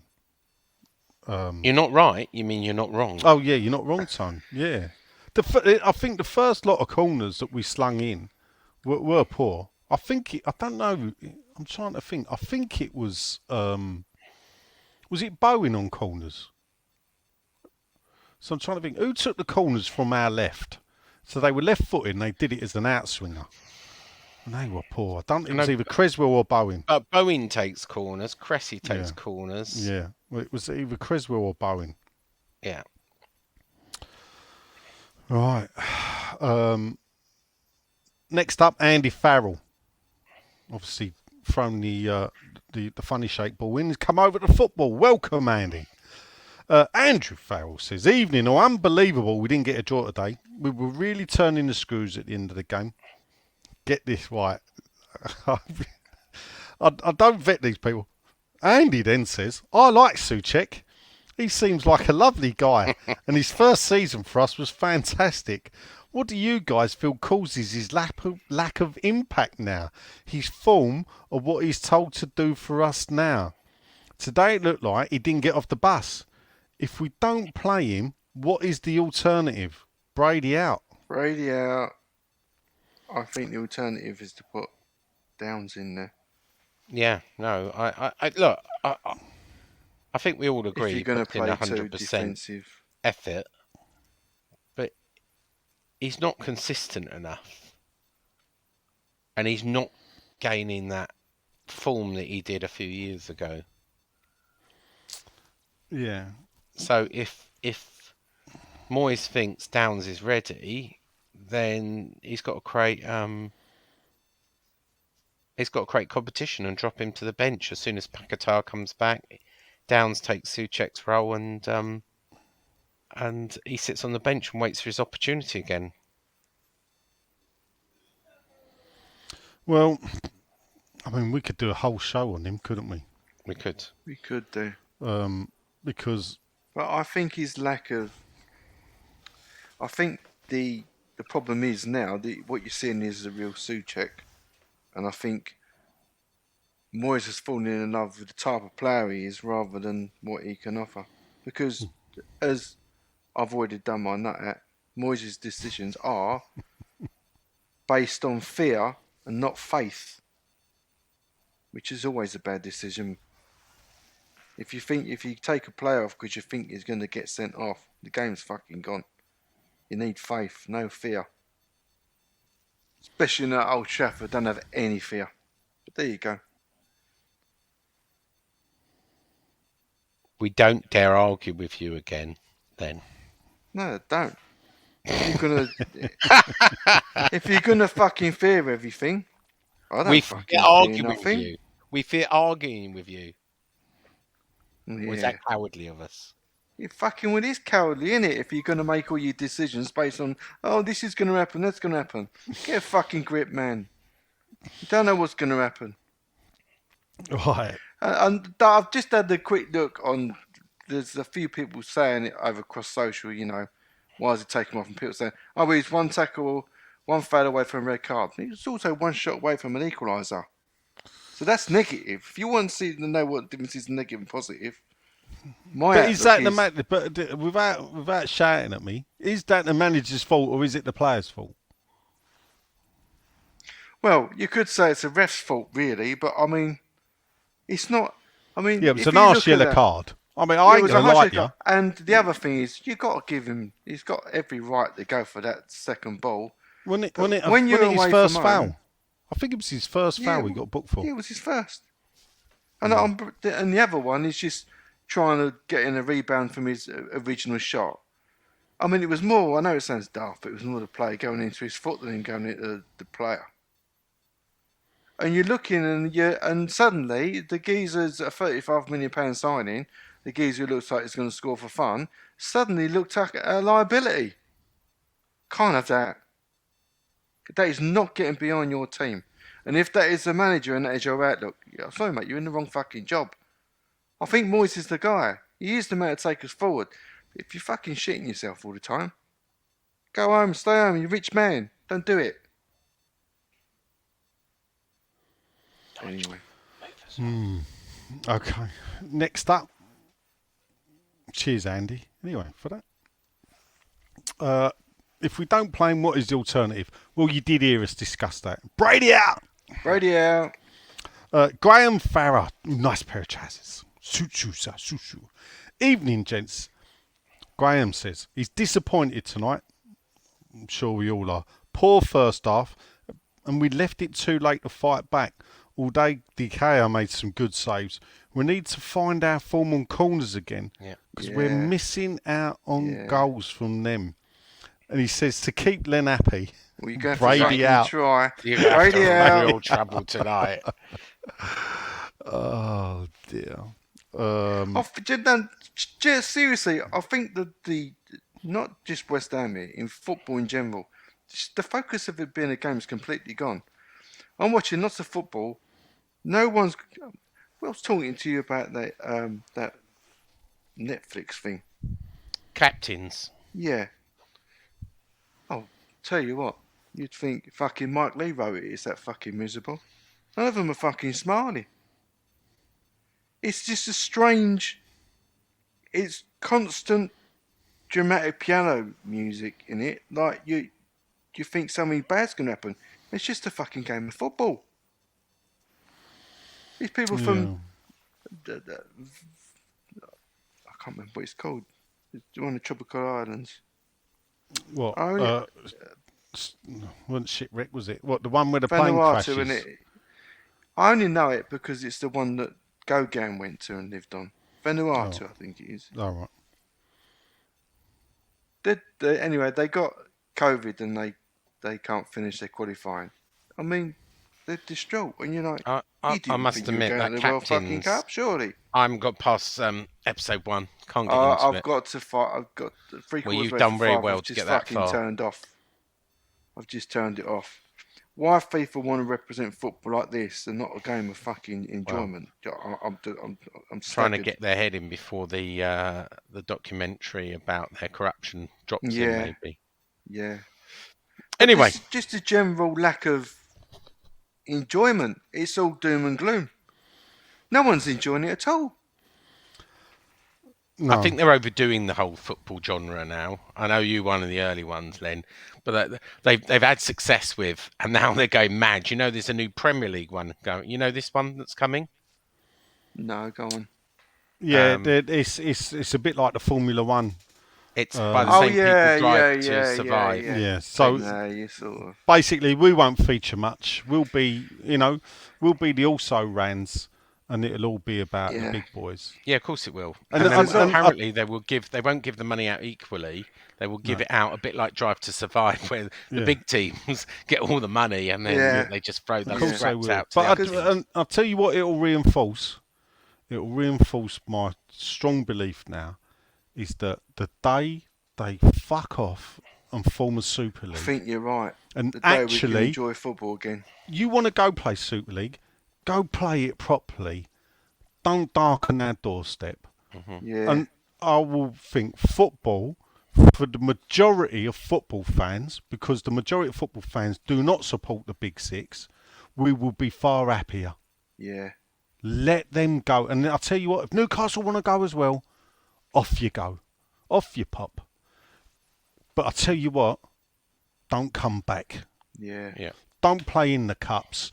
Don't think. You want to go, go. No more of this. Something needs to give, because the Premier League's just not. It's just full of fear. I'll tell you what. I thought the Premier League. If you look back to the origins of the Premier League, it was supposed to actually, I thought, make the English international team better. Was it? Oh, Sean, you go back to the orange of it. This was one of the big things about the quality would be better, and that this would do wonders for the English international side and everything. I don't think it quite worked out that way, has it? If we look back now, if we go back to what we thought, those that are old enough to know what we had before and what we got now, do you think it's actually improved? And I look back to the dark days of the 80s, and I get asked questions by people, great questions they ask me. A few people will come to me and ask me about the old days. They want to learn about it, and you explain things. And I get misty-eyed. You think, do you know what, though? It was a far better product back then. Yeah. So I know you're going to laugh at me and go, yeah, well, you're just reading that from Wikipedia, which I am. Yeah. Right. But when you look at why the Premier League was formed, the primary reason TV money was to money, take advantage of the lucrative television rights to Sky. Yeah, hold up. See, now you've fallen into a mistake there, Sean. Yes? That's not true. Right, because what you've ignored is that it was actually ITV years before that set the chain in motion. Yeah. And you have to go back to that. I know, but I'm just reading. I'm reading a Observer piece. Yeah, but there was something that happened. I think it was either 87 or 88. A meeting in an hotel. Yeah, we had what was called. But it was about the Big Five. Yeah, and no, this is a meeting with Greg Dyke and Noel White. I think it was Liverpool. It was like Liverpool, Everton, Tottenham, Arsenal, Man United. There, weren't there? I don't know if Everton were there as well. So it was around that, but these were the so-called big boys, and they were big mainly because of fan base and what they'd won, and that it was them, and they had to convince the other football league but it clubs. was about money. It's still about money and TV rights. At Yes, the end of the day, wasn't it? Because back then, where it was the football league, the money that was given out was filtered across the 92 leagues. Yeah, of course. And that was the clubs. reason, yeah. And basically, the big boys said, well, we're the main product. We want to keep the majority of the money. So it was about live Sky football, launched actually. you see the timing of it, if you remember, Sky launched in 1990. Yeah. You remember where all the dishes went? Oh, no, but what happened is, I suppose it was the perfect shitfest. It was. Football's on its knees. Yeah. Hillsborough had happened. Football clubs were they were getting grants from the Football League to revamp them stadiums, but I think we had until 93 or 94 to turn the football stadiums from what we had to all-seater. And generally, for probably 90% of the clubs, that meant reducing the capacity. By reducing the capacity of the ground, bearing in mind, Upton Park went from, I think it was a 36,000 capacity with terracing, post 1981. Before 1981, we had 42,000 capacity. Then the West Stand went all-seater, dropped it down to 35, 36. Once we seated everything, it would have been a 25,000 seater stadium. Mm-hmm. Yeah. So we are digressing now, and of course, then extra questions are going to come along, and we don't want another 3.5 hour podcast because we've got one left. We've got a couple left. That's all. All right. Okay. So next up, a man who's probably got the ideal, a proper traditional West Ham name, and he's called Trevor Payne. And Trevor, for the legend that is Brooklyn, and pain, because that's what we all feel watching West Ham. Yeah. So there What's you his go. Delta Kaiko name? Uh, Kaiko name. I, What's I, his Kaito name? I don't know. What should we give him? Well, we could give him back pain, neck pain, Um, arse pain. No, we can't give him arse pain. well, Or should we go around the tree? Or should we go to the... form an orderly queue. That's Sean's territory. Yeah. Or should we work around the Trevor? What about How about no him... pain, no gain? No. Oh, right. I was Go going to on. call him Sir Trev. Well, Yeah, I'm not. Yeah, I'm sure I'm not, because I've read Yeah. his last comment. All right, here we go. So, yeah, well, let me get to it. So, good evening, lads, says Sir Trev. Long-time listener, but he's only commented once in the past. We'll keep it up, Trev. Thanks for providing us with so much entertainment and hilarity every week. I want to know why we're always so negative against the so-called big teams. Only under certain managers. Looking at the Liverpool game 10 days ago, the Chelsea game in September, and the Man United game today, we don't set out to get on the ball and put pressure on from the start. We let them play. He says, now I know this is generally the way Moyes sets up, but all three of Liverpool, Chelsea and Man United were there for the taking. All of the second halves proved that, as we've come away knowing we deserve something from all those games. Man for man, it's my belief that we are just as good as any, well, I disagree with you, Trev, but he says apart from City, yet we set up as an inferior side. It is though we're playing the team's name, he's not wrong, and not the players on the pitch. He said it's frustrating when we're capable of beating them. He said appreciate your thoughts, Brady out, and then he finishes with Brady out. Bald Stooge out. Trevor out. Bull Stooge out. Trevor out. Bald Stooge out. Well done, Sir Trev. Well done. Right. What is it though? Why? Why do you think we are set up? I don't think Moyes is the only manager to do this in West Ham's era. But why do teams like us set up so negative rather than seeing it as a free hit? Why? Fear. I mean, it is a free hit, and history goes before you. But do you know what? I think if you look at those three games, we've been unlucky in all three. Chelsea, we were robbed because of VAR. Liverpool, draw. we were robbed. All right, we could have got a draw, and it could have gone the other way. And today could have gone another way as well. Yeah, So but it didn't. It all went the some way. It's such small margins. It's inches. It is. The margins are It's all so about small. bravery. Bravery. We wins lost stuff. by a single goal. It could have gone another way today. We lost by a goal that was ruled out incorrectly at Chelsea. It should have been a draw. And I thought we should have got something out of Liverpool. So I would say Scored a penalty. the margins are so fine, an inch or it can go either way. And we've just been unlucky. That's what I'm going to put it down to. I'm not going to blame Moyes. Fear. Fear. Prove me wrong. Prove We used to to me it's raise not our fear. game for the big games, though. We Len. did. Definitely did. You Yeah, know, we did. we would get beat by, Barnsley or Watford or whoever, and then go out and beat Chelsea. That was Yeah. always the West Ham way. Yeah. Or Shrewsbury, if you go back far as me and Nigel. Yeah. Or Wimbledon. Or Wimbledon.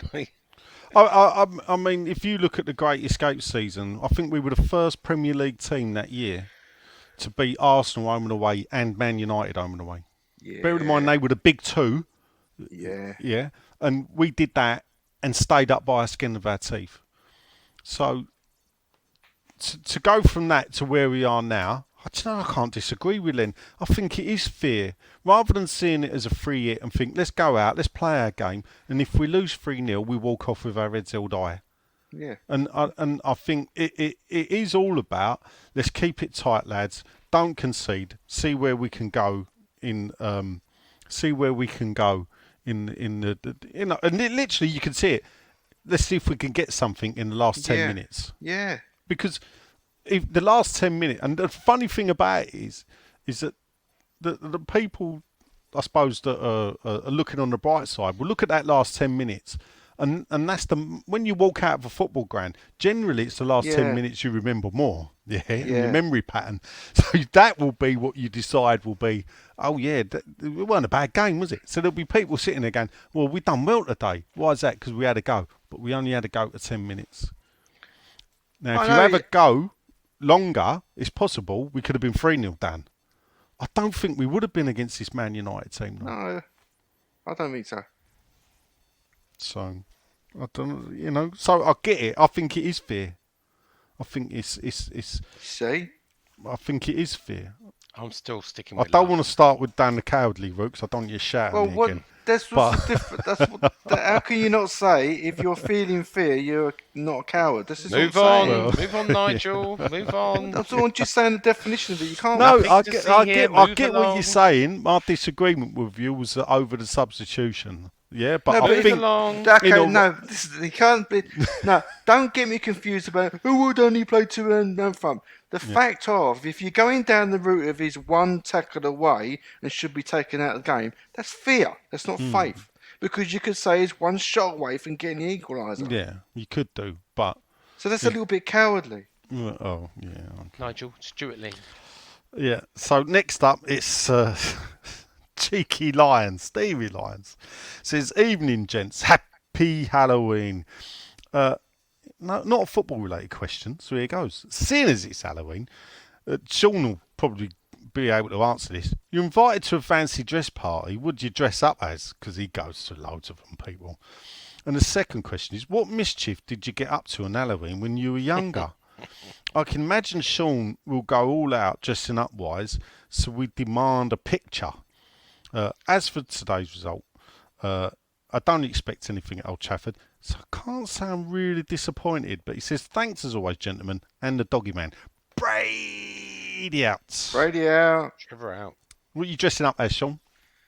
It's got to be fancy dress tomorrow, isn't it, for you? Of course it will be. There you go. I knew it would be. What are you going as? Usually he's going as the pumpkin, I told you. Dracula, of course. Oh, was it? Yeah. You ever seen Young Frankenstein, Sean? Yeah, no, I've gone as Frankenstein before. No, mate. You're more Igor, the little hobbit that drags his foot. Oddbod.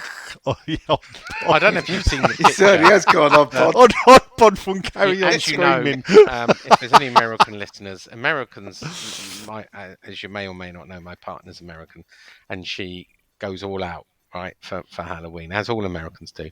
Oh. In Texas, they did this front yard. It's been on social media, so realistic, with like blood spattered bodies and body bags in the front. The police turned up, thought they'd been a mass murderer. They just go to the real. Oh, yeah. But some people, including the more religious people, Father Chris, etc., although I see he's on holiday, would say it's celebrating the cult and it shouldn't be celebrated. So each their own. It's for kids. A bit like Christmas. Halloween's for kids, not for adults. Well, so it's football these days. Yeah. Are you ever dress up for Halloween? No, Halloween, mate, when I was a kid was nothing. Yeah. Because it was 5 days before firework night and my brother was too busy stuffing tissue into my coats, putting me in a pram and seeing how much he could get pennied with a guy. Yeah. With me as the guy. Yeah.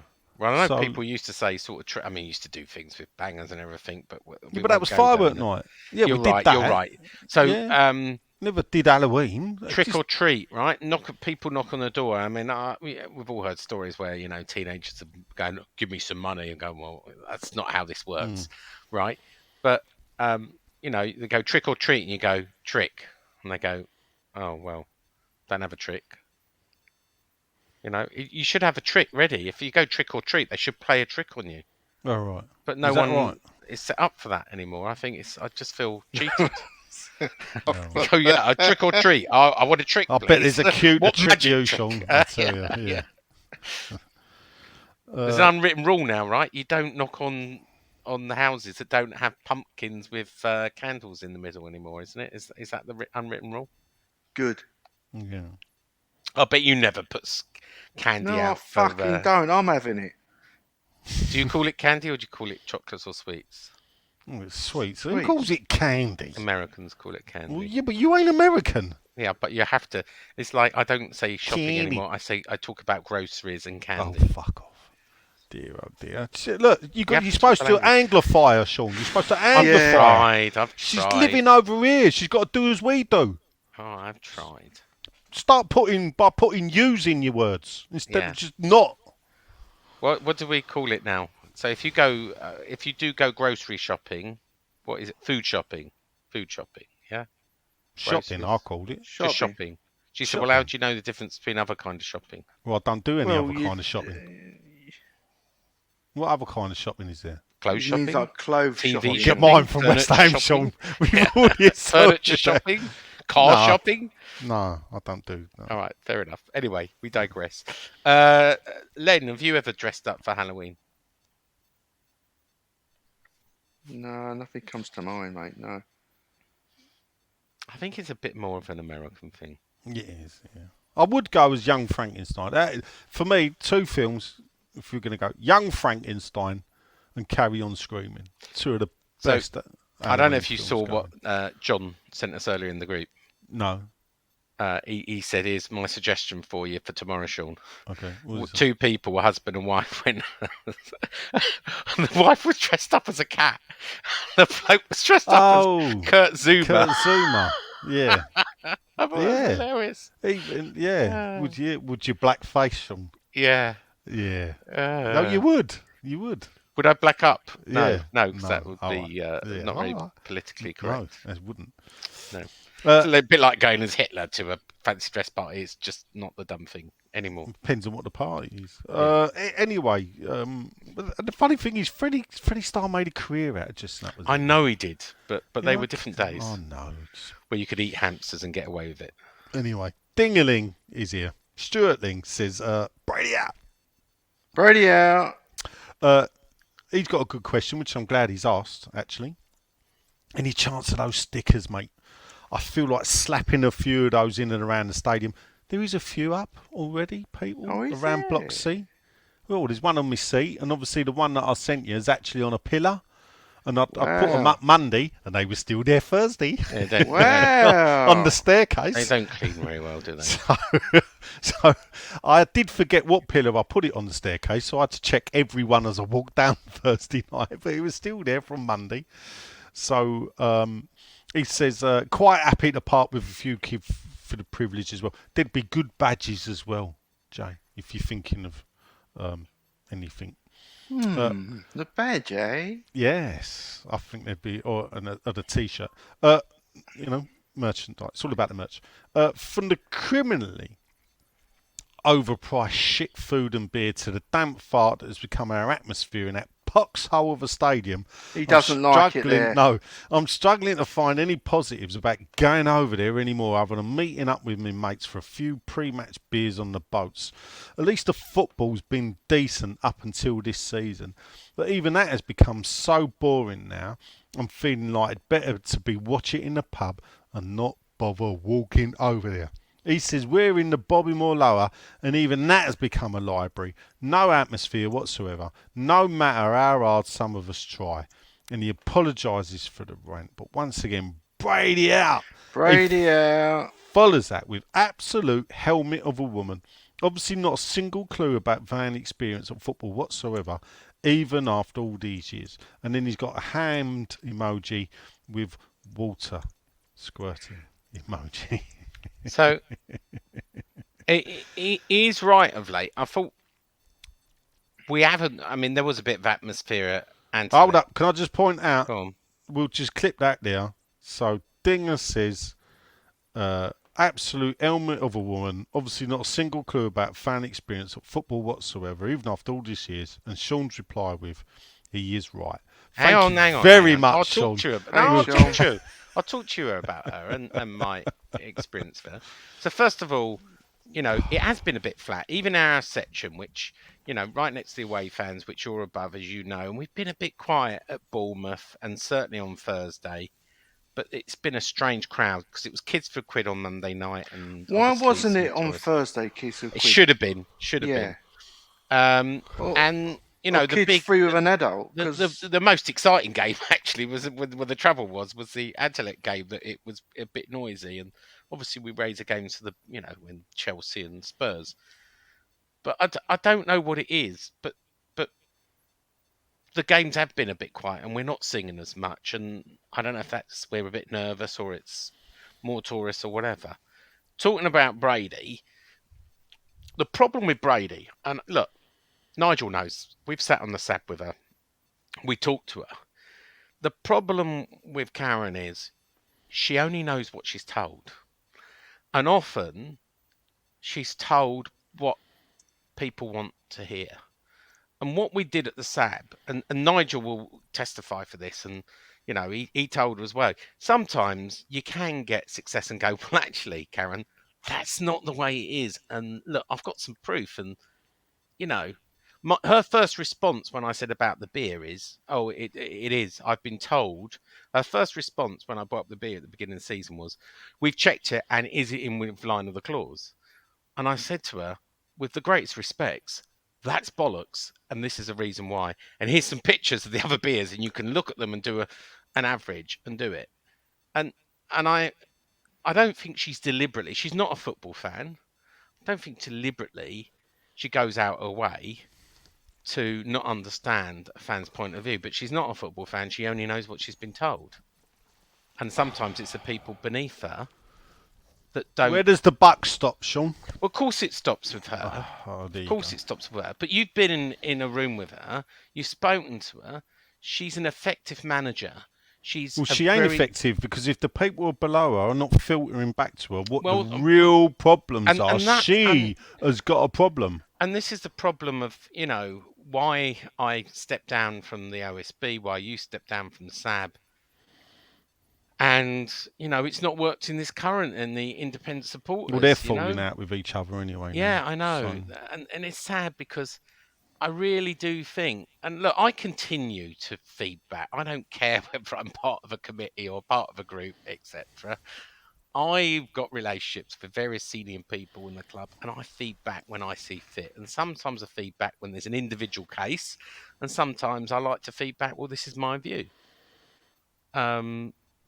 Sometimes they ignore that, and sometimes they don't. But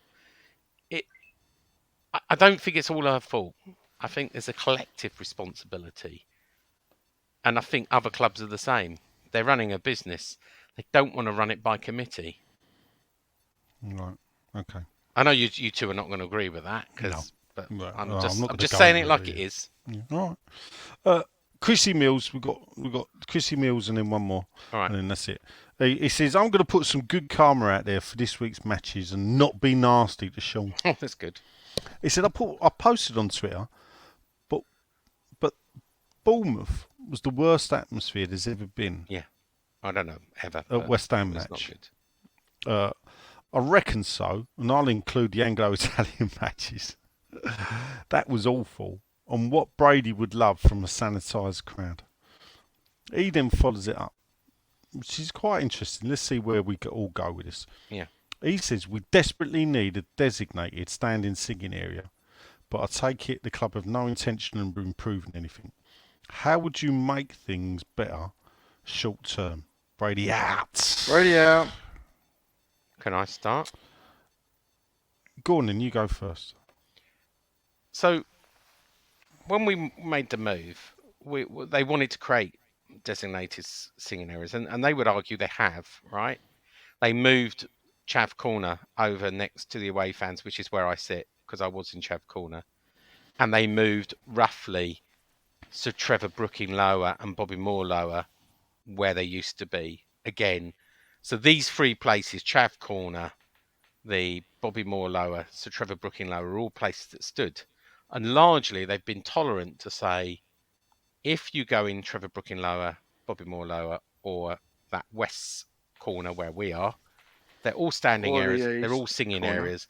And although they can't officially call it that, right, because there's no such thing, that's the designated, if you ask people, that's the designated people where you stand and sing. I would argue we do sing there quite a lot, and so do Bobby Moore lower, and so do Trevor Brooking lower on the other side of the away fans. But because of the configuration of the stadium, you often can't hear us. I mean, you can hear us, Nigel. I know you can because you're right above us. So you know we do sing quite often. But you can be a few rows down and think it's completely flat. I think we did exactly what Arsenal did, which is it's an unofficial singing area. I'm not sure you can label somewhere a standing. Well, you can in the future because obviously standing's coming in, but you couldn't officially label it. So I think that already exists. But the last thing I'm going to say, I bet it sorry, don't. Chris, is Yeah. it Chris? Yeah. Forgotten now. Is singing an atmosphere is down to the fans and not down to the club. You know, it is, Right, and okay. it No, always no. has You've been. had to say. You've Yeah, had to right. say. It's We'll down come. to us. If we want to sing, we should sing. Right, okay, Don't need a okay. bloody club to tell us Right. when to sing. Okay. Right. Do you want anything to add, Jay, before I pile in? Well, I'm sick of talking about the place, to be honest. Can't off you go. Quickly to answer that, Sean. Majority of atmospheres are generated by what they're viewing on the pitch. Yeah, I wouldn't disagree with that. So if it is lackluster, don't complain at the fans when they're lackluster back. In Although, regards, can I just counter that one quick thing? yeah. Siltberg. What about it? Oh yeah, but they're on away fans. We're talking totally different. So Well, West Ham away You fans, would say yeah, Siltberg and even Astragugu, who've gone out of business last week. yeah. Well, I told European you that. fans are fanatical and sing No, and make noise. No. even Our when West they're Ham losing. fans or whatever, but the ultra movement is different. Even though I don't know if they had ultras, but they had 1,000 fans there that were all together. Yeah. And if 1,000 West Ham fans were in the stadium, that's how we would behave, Sean. Yeah. All right. Yeah. Fair enough. So this is talking about home. In regards to singing areas, there is an organisation on Twitter who are making demands and want singing areas and want to wave flags and want to band together, set themselves up, a la like Palace and whatever, but not in the same model. They don't want to dress up in black and they're not specifically want to bang a drum or whatever, which is good. But they think that they should be, helped to have a designated area. My answer to them was, if you want an area, first thing you got to do is organise yourselves, find out how many you got. If you've got 500 of you, then you have to pick an area, and then you have to buy up every season ticket that comes available in that area every season. Yeah. It will take you, I reckon, 3 to 5 years. But in 3 to 5 years, and if they picked the Bobby Moore lower, or if they picked the Trevor Brooking, they could probably create a section for themselves where they can, and you can see at Crystal Palace in a way.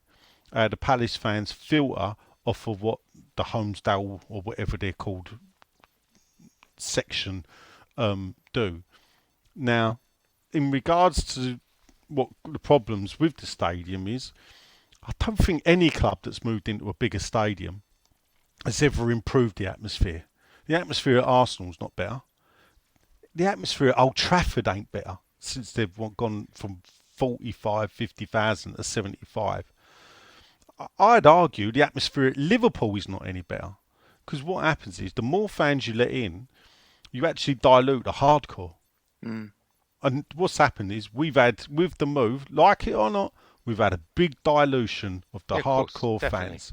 I wouldn't disagree with that. And it will take 10, 15 years probably to allow this new whatever to establish themselves, though they do seem too busy taking photographs of themselves and being seen rather than... There is that as well. And there also, I tell you what, there's another bit, which is, I saw it particularly this week, and that is a young group of lads who like to get on the sniff. Yeah, but that's a social thing, Sean. They're out of their heads. But that's not West Ham. That's not West Ham related. That's society related. That's totally different. That ain't nothing to do with a singing area. But what I would say to these people is, if you want a singing area, you got to create it. It ain't on the club. No one at West Ham turned around and went, "You people can sing. You people, no, of course not." Yeah. How did we get it?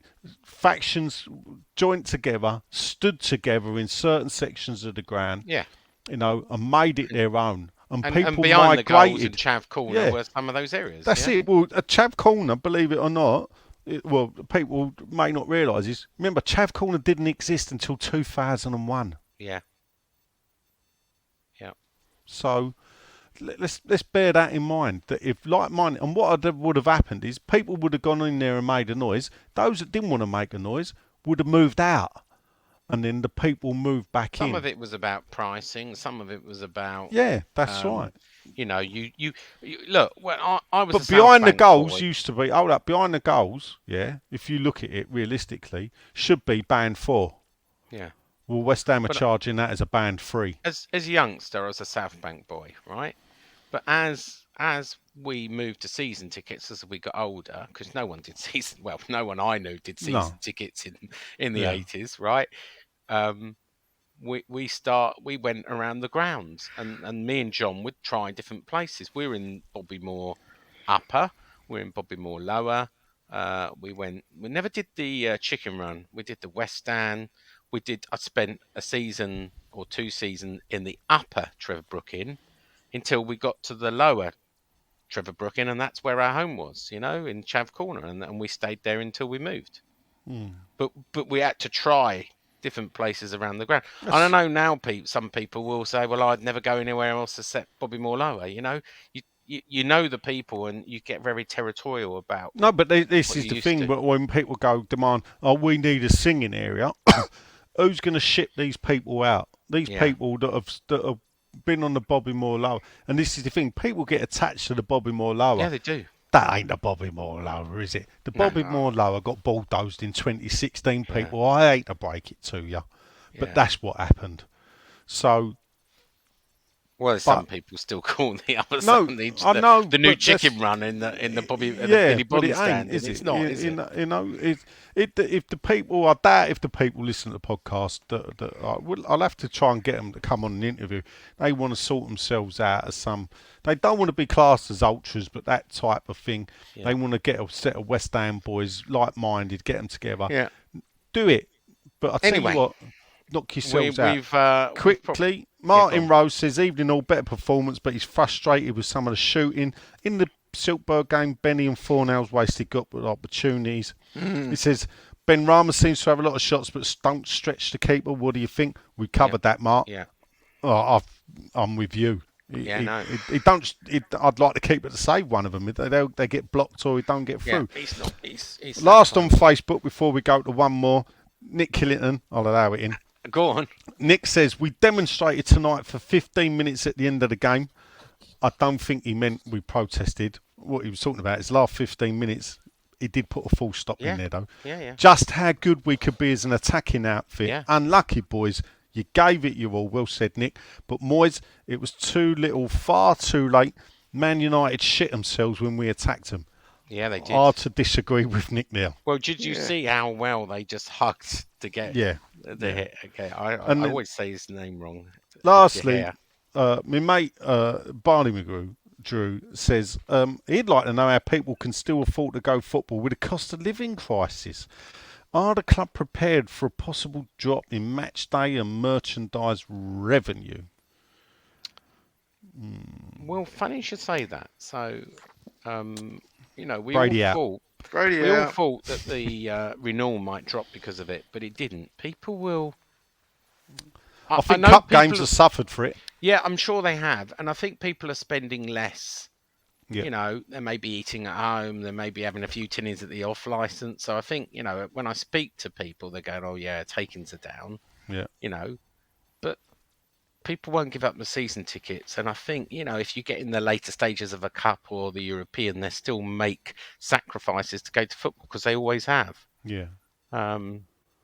Sad, but that's it's the way first. It is. For me, if this carries on for 2-3 years, then you might see a bit of a drop off. I hear we're going to have some friendlies, and I did write a story that I've been told, and I haven't had this confirmed, that we're going to have a mini competition instead of the Betway Cup because it was a contractual obligation. So I don't know all the information, but I was told. Now, I don't know.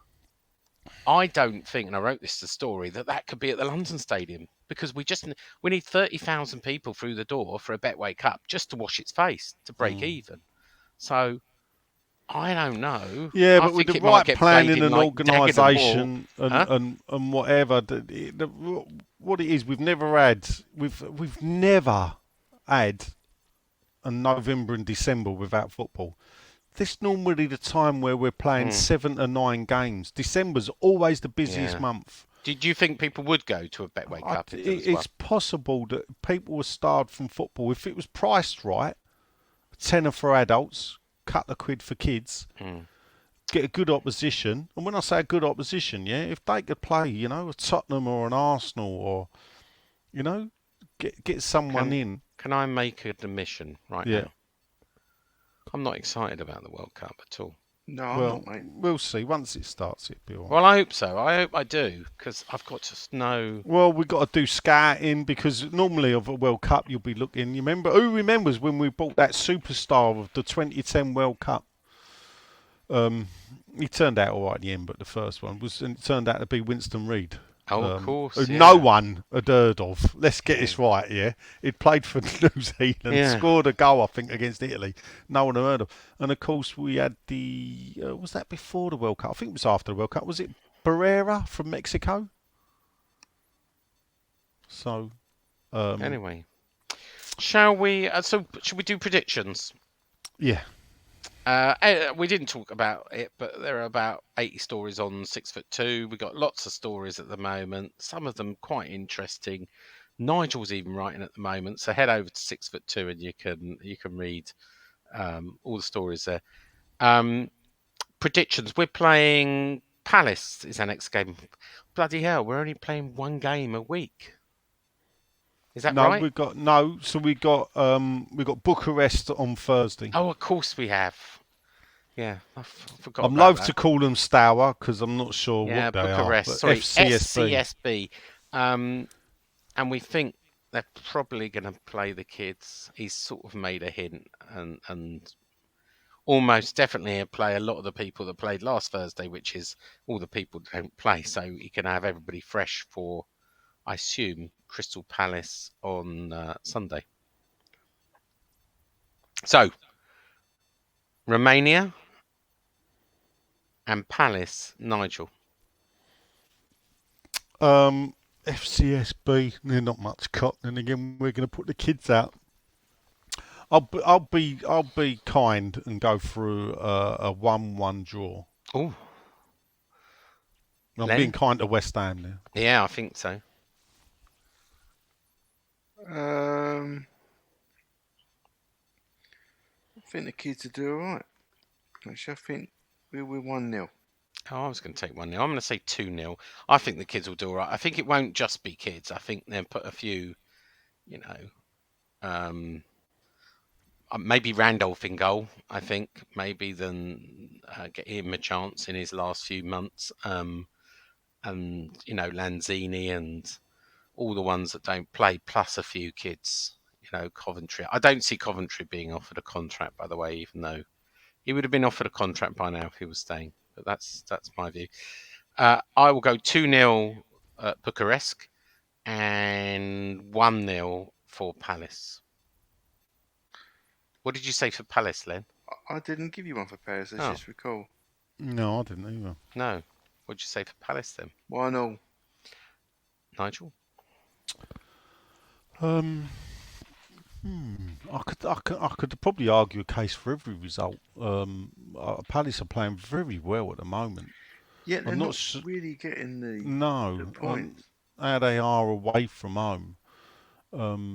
I'll gamble on us winning 1-0. Okay. Cool. Well, that's all we have. We're doing it on a Sunday. We should be back, all of us, the following Monday after the next two games. You never know. We might even have the Booches. And until then, I've been Sean. Len has been brave. Nigel has been Cowardly. I knew you were going to say that. Come on, you Irons. We like each other, really, honestly.